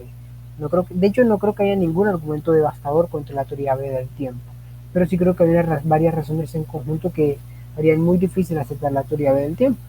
En apoyo, los teóricos B suelen apelar, por ejemplo, la teoría de la relatividad, y tiene algunos otros argumentos independientes más filosóficos, pero el más usado es la teoría de la relatividad. No puedo entrar en detalles aquí porque es muy técnico, he entrado un poco más en detalles en algunos artículos de mi blog, pero básicamente la respuesta de filósofos como Craig sería hablar distinguir el formalismo matemático de la relatividad de las teorías propias de las interpretaciones físicas. Entonces, por ejemplo, Craig apela a una interpretación neo-lorentziana de la relatividad que es compatible con la teoría A del tiempo. Yo también me inclino a afirmar este tipo de interpretación neo-lorentziana, pero doy un paso más allá, señalando que incluso aunque la interpretación neo-lorentziana esté equivocada, que esto es discutible y es filosóficamente defendible, dado que son interpretaciones, ese es un debate más filosófico que científico, pero incluso aunque estemos equivocados en eso, se podría afirmar que la teoría se podría afirmar que la relatividad no demuestra la falsedad de la teoría del tiempo, porque la relatividad solo demostraría que los seres humanos somos los que no estamos capacitados para encontrar un presente absoluto. Pero Dios, por supuesto, no tiene por qué tener esta limitación y Dios sí puede saber cuál es el presente absoluto de haberlo. También está la cuestión adicional de si realmente el presentismo necesita que haya un presente absoluto, pero este es un tema mucho más complejo y profundo, ¿no? Para entrar aquí. Entonces, al lector o a la que está escuchando este podcast, que está interesado en este debate, le sugeriría leer, por ejemplo, el tratamiento tan interesante del filósofo de la Universidad de Rutgers, si no estoy mal, de Zimmerman. Tiene un magnífico tratamiento. Zimmerman es uno de los filósofos más agudos que he encontrado en la literatura más contemporánea y que francamente me encanta. Entonces también los recomendaría a este autor para entender una visión presentista de la teoría de la relatividad. Y como para ir también al corazón de lo que también queremos hablar, todo surgió porque William Lane Craig en el programa de Santi habló acerca del modelo que él propone, ¿no? Él propone un modelo en el cual Dios se relaciona con el tiempo de una determinada forma. En síntesis sería, Dios sin creación es atemporal, Dios con creación es temporal, y quisiera leer sus textuales palabras, porque cuando uno escucha eso, por lo menos para mí, cuando escuché por primera vez dije, che, es verdad, tiene sentido, o sea, para mí tiene sentido, pero voy a leer lo que dice Craig y ahí vamos a ver que en realidad es bastante polémico lo que él dice. Dice, el estatus temporal de Dios es una propiedad contingente que depende de su propia libertad. Y creo que acá lo polémico o controversial sería el hecho de que Dios tenga propiedades contingentes. Claro está que dentro del teísmo neoclásico, digamos, no sería nada nuevo, pero el hecho de hablar de que Dios tenga propiedades contingentes, entonces eso ya es raro. De hecho, él mismo dice, sí, sé que mi modelo es raro, es extraño, pero no veo que sea incoherente. ¿Qué pensás del modelo? No creo que sea raro el modelo porque tenga propiedades contingentes. De hecho, eso no parece raro. Si lo piensas un poco, Sebas, creo que es fácil ver por qué eso es cierto. Es decir, Dios tiene la propiedad de haberte creado a ti, Sebastián, pero ¿tú eres necesario? Por supuesto que no. Entonces, por supuesto, se puede decir que Dios te ha querido crear inmutablemente, pero eso no es lo mismo decir que te ha querido crear necesariamente. Así que, por supuesto, Dios te quiere a ti contingentemente. Entonces Dios, la propiedad de Dios de haber creado a Sebastián es contingente. Eso es todo. No es un misterio muy mágico detrás de este tipo de asuntos, ¿no? De hecho, creo que la mayoría de cristianos afirman propiedades contingentes de Dios, pero sin ser completamente conscientes de que lo están haciendo. Cuando decimos, por ejemplo, gracias Dios por darme el pan de hoy, estamos atribuyendo una propiedad contingente a Dios. Dios pudo no darme el pan de hoy, pero no estamos diciendo que lo hizo. Estas pueden ser propiedades extrínsecas, pero lo cierto puede ser incluso propiedades intrínsecas, como estados mentales, por ejemplo, el estado cognitivo de Dios de hoy le di la comida a Yesid. Eso es una propiedad intrínseca de Dios. Pero es un debate un poco más profundo de lo que puedo resumir aquí. Sobre el modelo de Craig, por supuesto, este es un podcast de Razonable Faith, entonces no voy a entrar a criticarlo completamente. Tampoco quiero hacerlo, es decir, estoy muy de acuerdo con Craig.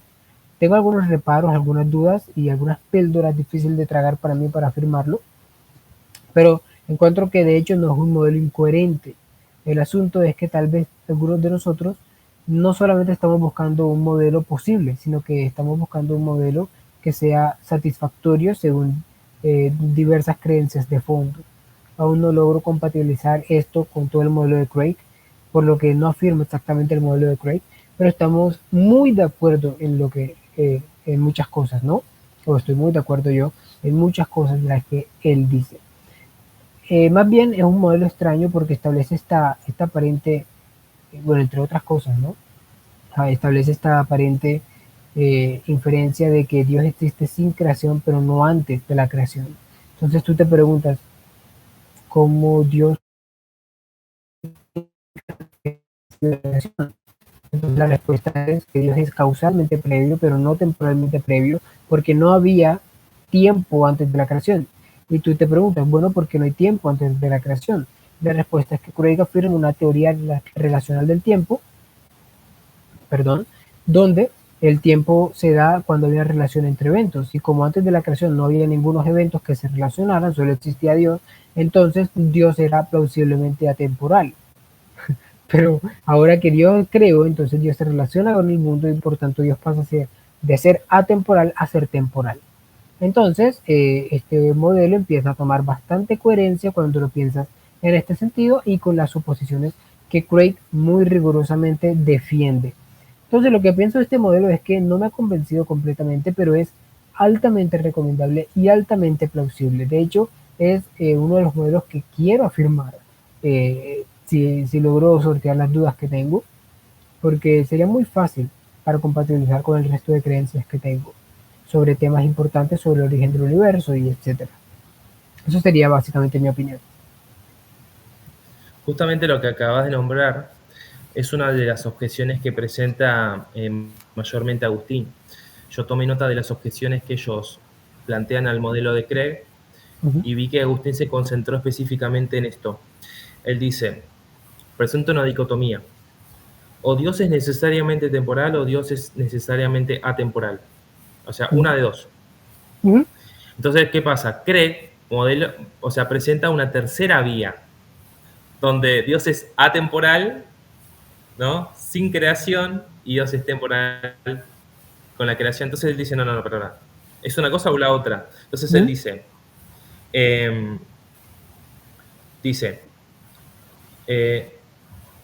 ¿cómo es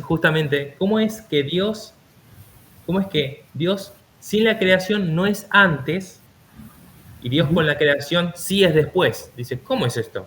¿Cómo es esto? Entonces dice, si hay un antes, entonces Dios es necesariamente temporal y por lo tanto no propuso nada nuevo. O sea, está proponiendo que Dios es temporal. Entonces su modelo no es diferente de lo que ya se venía hablando. Eso es puntualmente lo que él, la gran objeción que lanza, ¿no? Así que creo que de alguna forma estás dando una respuesta. En cuanto a Dante, él empezó a tirar otro tipo de... Si me permites un segundo. Sí. En ese momento, para añadir un breve comentario sobre lo del doctor Echevarría, es cierto lo que él está señalando, ¿no? Es un asunto relevante el hecho de que Dios sea necesariamente atemporal o no. De hecho, cuando consideras el asunto, parece ser que la noción más usual, como se comprende históricamente la temporalidad, es necesario, es decir, o Dios es necesariamente atemporal o no lo es. Y de hecho yo estoy de acuerdo con Agustín en eso. El punto es que Craig no. Yo estoy de acuerdo con que si Dios es temporal es necesariamente temporal y si no lo es necesariamente atemporal. Es decir, esas son doctrinas que ser ciertas son necesariamente ciertas, igual que el conocimiento medio. Si Dios tiene conocimiento medio, necesariamente lo tiene. Si no lo tiene, necesariamente no puede tenerlo. Entonces, yo estoy de acuerdo con ellos en eso.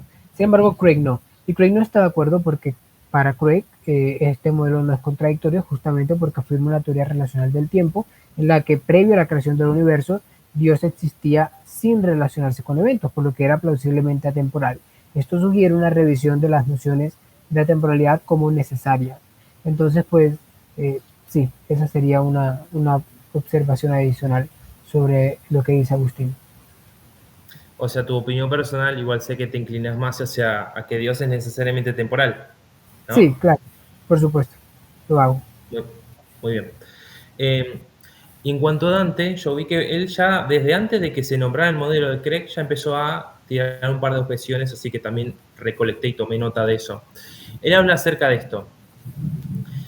Si Dios es temporal, entonces Dios está limitado. Y si Dios está limitado, entonces eso implica un defecto en Dios. Eso ya fue la primera objeción que tiró en cuanto a la temporalidad.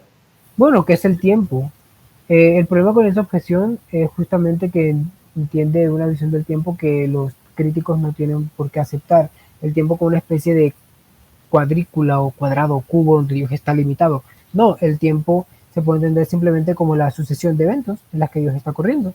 Entonces Dios es temporal simplemente porque tiene eventos sucesivos en su vida. Eso es todo, no necesariamente porque está sometido al espacio-tiempo o algo parecido. Es decir, Dios no está en una especie de cubículo de qué es el tiempo. El tiempo no es una especie de cosa que contiene a Dios. No creo que sea una representación correcta del tiempo, como se suele entender entre los que afirman la temporalidad divina. También el tiempo solo es una expresión para hablar de la vida en sucesión de Dios. Y eso es importante, por eso hice un paréntesis en lo que estabas diciendo, para tenerlo en cuenta. Dios no puede estar limitado por el tiempo, porque el tiempo no es algo que limita, al menos no como se está entendiendo en este debate. Y por otro lado, diferentes filósofos que trabajan hoy en esto definen el tiempo de hecho como un atributo de Dios. Es decir, el tiempo es un atributo divino. Así que decir que el tiempo limita a Dios es decir que Dios está limitado por Dios. Pero, ¿cómo es eso posible? Ahora bien, sí hay una transferencia adecuada en decir que si el tiempo es un atributo de Dios, entonces Dios no puede estar limitado por el tiempo, porque sería decir que Dios está limitado por Dios en un sentido muy concreto. Y sería en el sentido de afirmar que Dios estaría limitado por uno de sus atributos, lo cual es absurdo, porque cuando lo consideramos Dios no está limitado por su omnipotencia. Es decir, se reduce a un absurdo increíble, ¿no? Afirmar esto si entendemos el tiempo como un atributo divino. Y al menos yo me inclino a hacer esto. Craig no, de nuevo, porque Craig afirma una teoría relacional del tiempo y esto es importante tenerlo en cuenta. Pero ni siquiera en la visión de Craig, tampoco creo que en la mía y en la de otros filósofos, se entiende el tiempo como algo limitante. Y por otro lado, algo que me hizo ruido a mí es decir, bueno, si hay limitación, entonces hay defecto. ¿Vos estás de acuerdo con esa inferencia? Si nosotros de alguna forma atribuimos a Dios algún tipo de límite, entonces Dios tiene algún tipo de defecto. Bueno, eso depende de cómo definas el término límite. No creo que sin definir el término podamos hablar de eso. Creo que como Dante lo estaba definiendo, sí implica un defecto. El problema es si tenemos razones serias para definir el límite de esa forma. Muy bien. Porque yo lo que pensaba es que, primero, si Dios se pone a sí mismo límites, no creo que no hay ningún defecto. O sea, por ejemplo... De hecho, ahora que lo dices, ¿cómo es posible que Dios se pueda poner a sí mismo límites? La respuesta es que no es posible. Es decir, es como decir, yo me estoy limitando a mí mismo al tener mi propia personalidad. Eso simplemente no tiene sentido. Que Dios se ponga límites sería que, por ejemplo, Dios escoge, en el caso de tomar un libre albedrío libertariano, Dios escoge crear criaturas que tengan libre albedrío y por lo tanto no violar su libre albedrío. Entonces él mismo se impone ese límite. Al crear criaturas con libre albedrío libertariano, dice, no voy a violar su libre albedrío. Pero ese límite se lo impone él mismo porque decidió voluntariamente crear criaturas con esa propiedad. Porque si violentara su libre albedrío, entonces ahí estaría el absurdo. Por otro lado, también considero, igual es una opinión personal, no sé si se utilizaría el término límites, pero claramente Dios no es un ser sin límite en el sentido de que pueda hacer cualquier cosa. Eso es claro. Por supuesto, hay cosas que Dios no puede hacer, ¿no? Entonces, claro, los límites tiene el mismo. Dios, digamos, tiene un marco de límite en el sentido de que, podríamos decir, ¿no? Dios no hace cosas absurdas o autocontradictorias, o Dios no hace cosas inmorales, por lo tanto, el límite es el mismo. De nuevo, uno podría decir, no, pero ahí no tenés que utilizar el término límite. Porque de hecho, al hablar de esta forma, estamos hablando de Dios como un ser perfecto. Un ser que es moralmente perfecto, un ser que es moralmente lógico. Por supuesto. De hecho, eso te iba a hacer la salvedad. Ellos tampoco están implicando que Dios no tenga límites en sentidos lógicos. Por eso te señalaba que depende de cómo se entienda límite. Sospecho que se está definiendo el límite en un sentido diferente a cómo se utiliza en otros debates. También sospecho que ellos estarán de acuerdo que este tipo de limitaciones autoimpuestas de Dios son deficiencias. Yo no creo que sean deficiencias. Cuando hablamos de este tipo de limitaciones, son limitaciones que Dios mismo elige y no son más limitaciones negativas en el sentido de deficiencias que, por ejemplo, una persona que ha entrenado en artes marciales toda su vida se contiene a hacer un daño mayor a una persona que no ha entrenado nada de este tipo de arte en ningún momento de su vida. Entonces, pues diríamos que esta persona, porque se contiene o se limita, es deficiente. Y la respuesta es claramente no. Entonces, pues vale, análogamente no creo que este tipo de limitaciones autoimpuestas por el cuidado a la humanidad por parte de Dios sean negativas. Por otro lado, Dante también menciona que el tiempo es una dimensión física y que por lo tanto no podríamos aplicarla a Dios porque Dios no es un ser físico. Eso justamente va contra lo que te he dicho hasta el momento, ¿vale? Y es justamente la visión del tiempo que te estaba diciendo que es bastante objetable, ¿no? De ver el tiempo con una especie de cuadrícula, cubícula, donde Dios está inmerso. El tiempo es algo físico, pero no es únicamente físico. Justamente no tendríamos por qué aceptar que el único tipo de tiempo que existe es el tiempo físico. Tampoco se ha ofrecido ningún argumento en apoyo a esto. Así que, y de hecho, justamente como te lo decía, se dice que Dios es temporal en el sentido de que Dios tiene sucesión en su vida, no en el sentido de que Dios esté pendiente de algún tipo de reloj cósmico del universo porque está en el tiempo físico o algo parecido. Sí.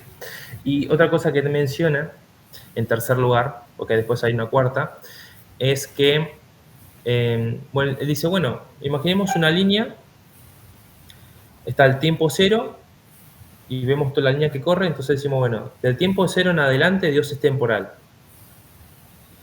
Del tiempo cero, por así decirlo, hacia atrás, entre comillas, muy entre comillas, Dios es atemporal. Ahora, ¿qué sucede en el momento T0, tiempo cero? ¿Dios es atemporal o temporal? Y lo tira ahí como incógnita, ¿verdad? ¿Qué diría Craig acá? ¿Dios es Bueno, atemporal o temporal? los recomendaría leer la reciente discusión de Craig con Wielenberg, si no estoy mal, que es justamente donde Wielenberg hace una objeción similar a Craig y Craig ha respondido.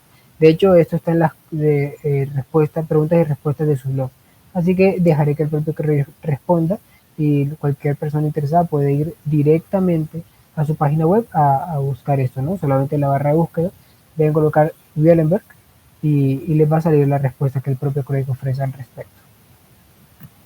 Y finalmente, esto tal vez no es una objeción en realidad, sino más bien una observación que él hace con la cual no está de acuerdo. Él dice que en su libro Craig hace un paralelismo en Dios creando el mundo Ah, y, sí. y el Hijo de Dios haciéndose hombre, o sea, la encarnación, y habla que en ambos casos Dios es codescendiente. Porque claro, o sea, desde la perspectiva de Craig, Dios al decidir, o sea, Dios al crear el mundo, mejor dicho, adquiere una propiedad que antes no tenía, que es ser temporal. Entonces, eso de, entre comillas, ¿no? Limitarse a sí mismo, eh, poniéndose límites a sí mismo, es como algo de condescendencia de parte de Dios. Y lo compara, hace el paralelismo con la encarnación. Entonces, claro, Dante dice, no, pero acá, la encarnación tiene que ver con que Dios asume la naturaleza humana, ¿no? Que nosotros entendemos que por los credos históricos son dos naturalezas distintas, pero que no se separan ni tampoco se confunden, no se mezclan. Entonces, claro, todas las limitaciones que podemos atribuir a Jesús como una muestra del amor de Dios, se lo tenemos que atribuir a la naturaleza humana y no a la naturaleza divina. Podemos hablar, por supuesto, de la condescendencia de Dios, de que Dios no tenía necesidad de armar un plan de salvación y mandar a su propio hijo, etcétera, ¿no? Todo lo que son las bellezas del Evangelio. Pero claro, ahí está Dios salvando. Pero en este caso, Dios creando, ¿cómo es que es un acto de codescendencia, ¿no? ¿Cómo que Él establece este paralelismo cuando son cosas totalmente distintas? ¿Vos qué pensás al respecto? Sospecho que se ha explotado mucho esto que dice Craig aquí. No creo que se haya hecho en algún sentido metafísicamente pesado. Y si Dante lo está tomando en un sentido simplemente descriptivo, tal vez simplemente exageró lo que estaba diciendo, ¿no? Es decir, cuando yo leía esto no me parecía para nada algo tan exagerado como Dante lo estaba presentando. Simplemente estaba diciendo que hay algo paralelo entre cómo Dios se encarna en Jesucristo y así condesciende a los humanos y cómo Dios ha decidido condescender para crear a la humanidad a nivel temporal. Es decir, así como Jesucristo condescendió a los humanos al hacerse hombre, Dios ha decidido condescender a la humanidad misma al participar en el mundo real y ser temporal en el proceso. Cuando lo veo de esta forma no veo nada extravagante o nada difícil de afirmar. Así que pues simplemente creo que solo se ha exagerado lo que, bueno, lo que Craig estaba diciendo aquí. Bueno, muy bien, hermano. Hemos llegado hasta el final, con todas las ganas, con todo el poder. Hablando Con de este lluvia y tema todo. bastante complejo, ¿verdad? Sí, justo ahora se detuvo la lluvia, así que Empezó a llover y ahora vino la terminó aquí. calma. Ahora empezó allá. Y hemos tocado temas bastante complejos, bastante difíciles, y sé que vos estás muy empapado, por eso es que también hemos decidido tener esta conversación con vos, y me gustaría que nos nombraras algunos autores en primer lugar, del teísmo neoclásico, y por otro lado, algunos artículos que hayas leído donde Craig puede, digamos, haya defendido un poquito más o desarrollado un poco más su modelo, porque obviamente que en la charla que tuvo con Santi, como que las puso así sencillamente, en un par de pinceladas y justo en el tramo final, ¿no? Bueno, los autores actuales que discuten este tema serían, por ejemplo, Natalia Dane, Ryan Mullins, mm, se me olvidó el nombre principal de un filósofo cuyo apellido es Dewey. También ha escrito sobre esto a favor de la temporalidad. Filósofos como Paul Helm, la defensa de James Dolezal se puede entender también una defensa global de todos los atributos del teísmo clásico. Pero tal vez estos sean los principales, ¿no? Serían las referencias principales que podría ofrecer para introducirse al debate. El propio Craig, bueno, Alan Paget ha ofrecido un punto de vista similar. Y por supuesto los escritos de Richard Swinburne. Craig ha defendido este modelo en muchos lugares y a través del tiempo. En su libro, por ejemplo, Tiempo y Eternidad, que es la publicación pública o popular de estos temas. Pero en su blog, Reasonable Faith, también pueden encontrar en la sección de artículos académicos Eternidad Divina una gran serie, larga lista de artículos académicos publicados donde él defiende este modelo de varias objeciones. De hecho, incluso defiende algunas objeciones tomistas. Así que y también en esta lista de artículos revisé recientemente que acababa de añadir un nuevo artículo que justamente los artículos donde respondía a Wielenberg. Así que pues sí, recomendaría leer esa propia parte del blog. Muy bien. Y lo que quisiera mencionar como para cerrar es que también lo que buscamos al tocar estos temas es dialogar, sacar estos temas a la luz, temas que tal vez estén charlando el lado académico o tal vez ahora ya el lado más popular, y sacarlos a la luz y debatir y hablar, charlar, y también decir que no todos estamos de acuerdo con este tema, así como muchos temas que se han hablado. Hoy por la mañana estaba escuchando la conversación que se tuvo acerca del templo cósmico, y no todos están de acuerdo. Y sin embargo la idea es sacarlo a la luz, sacar el tema para que la gente se informe y saque sus propias conclusiones.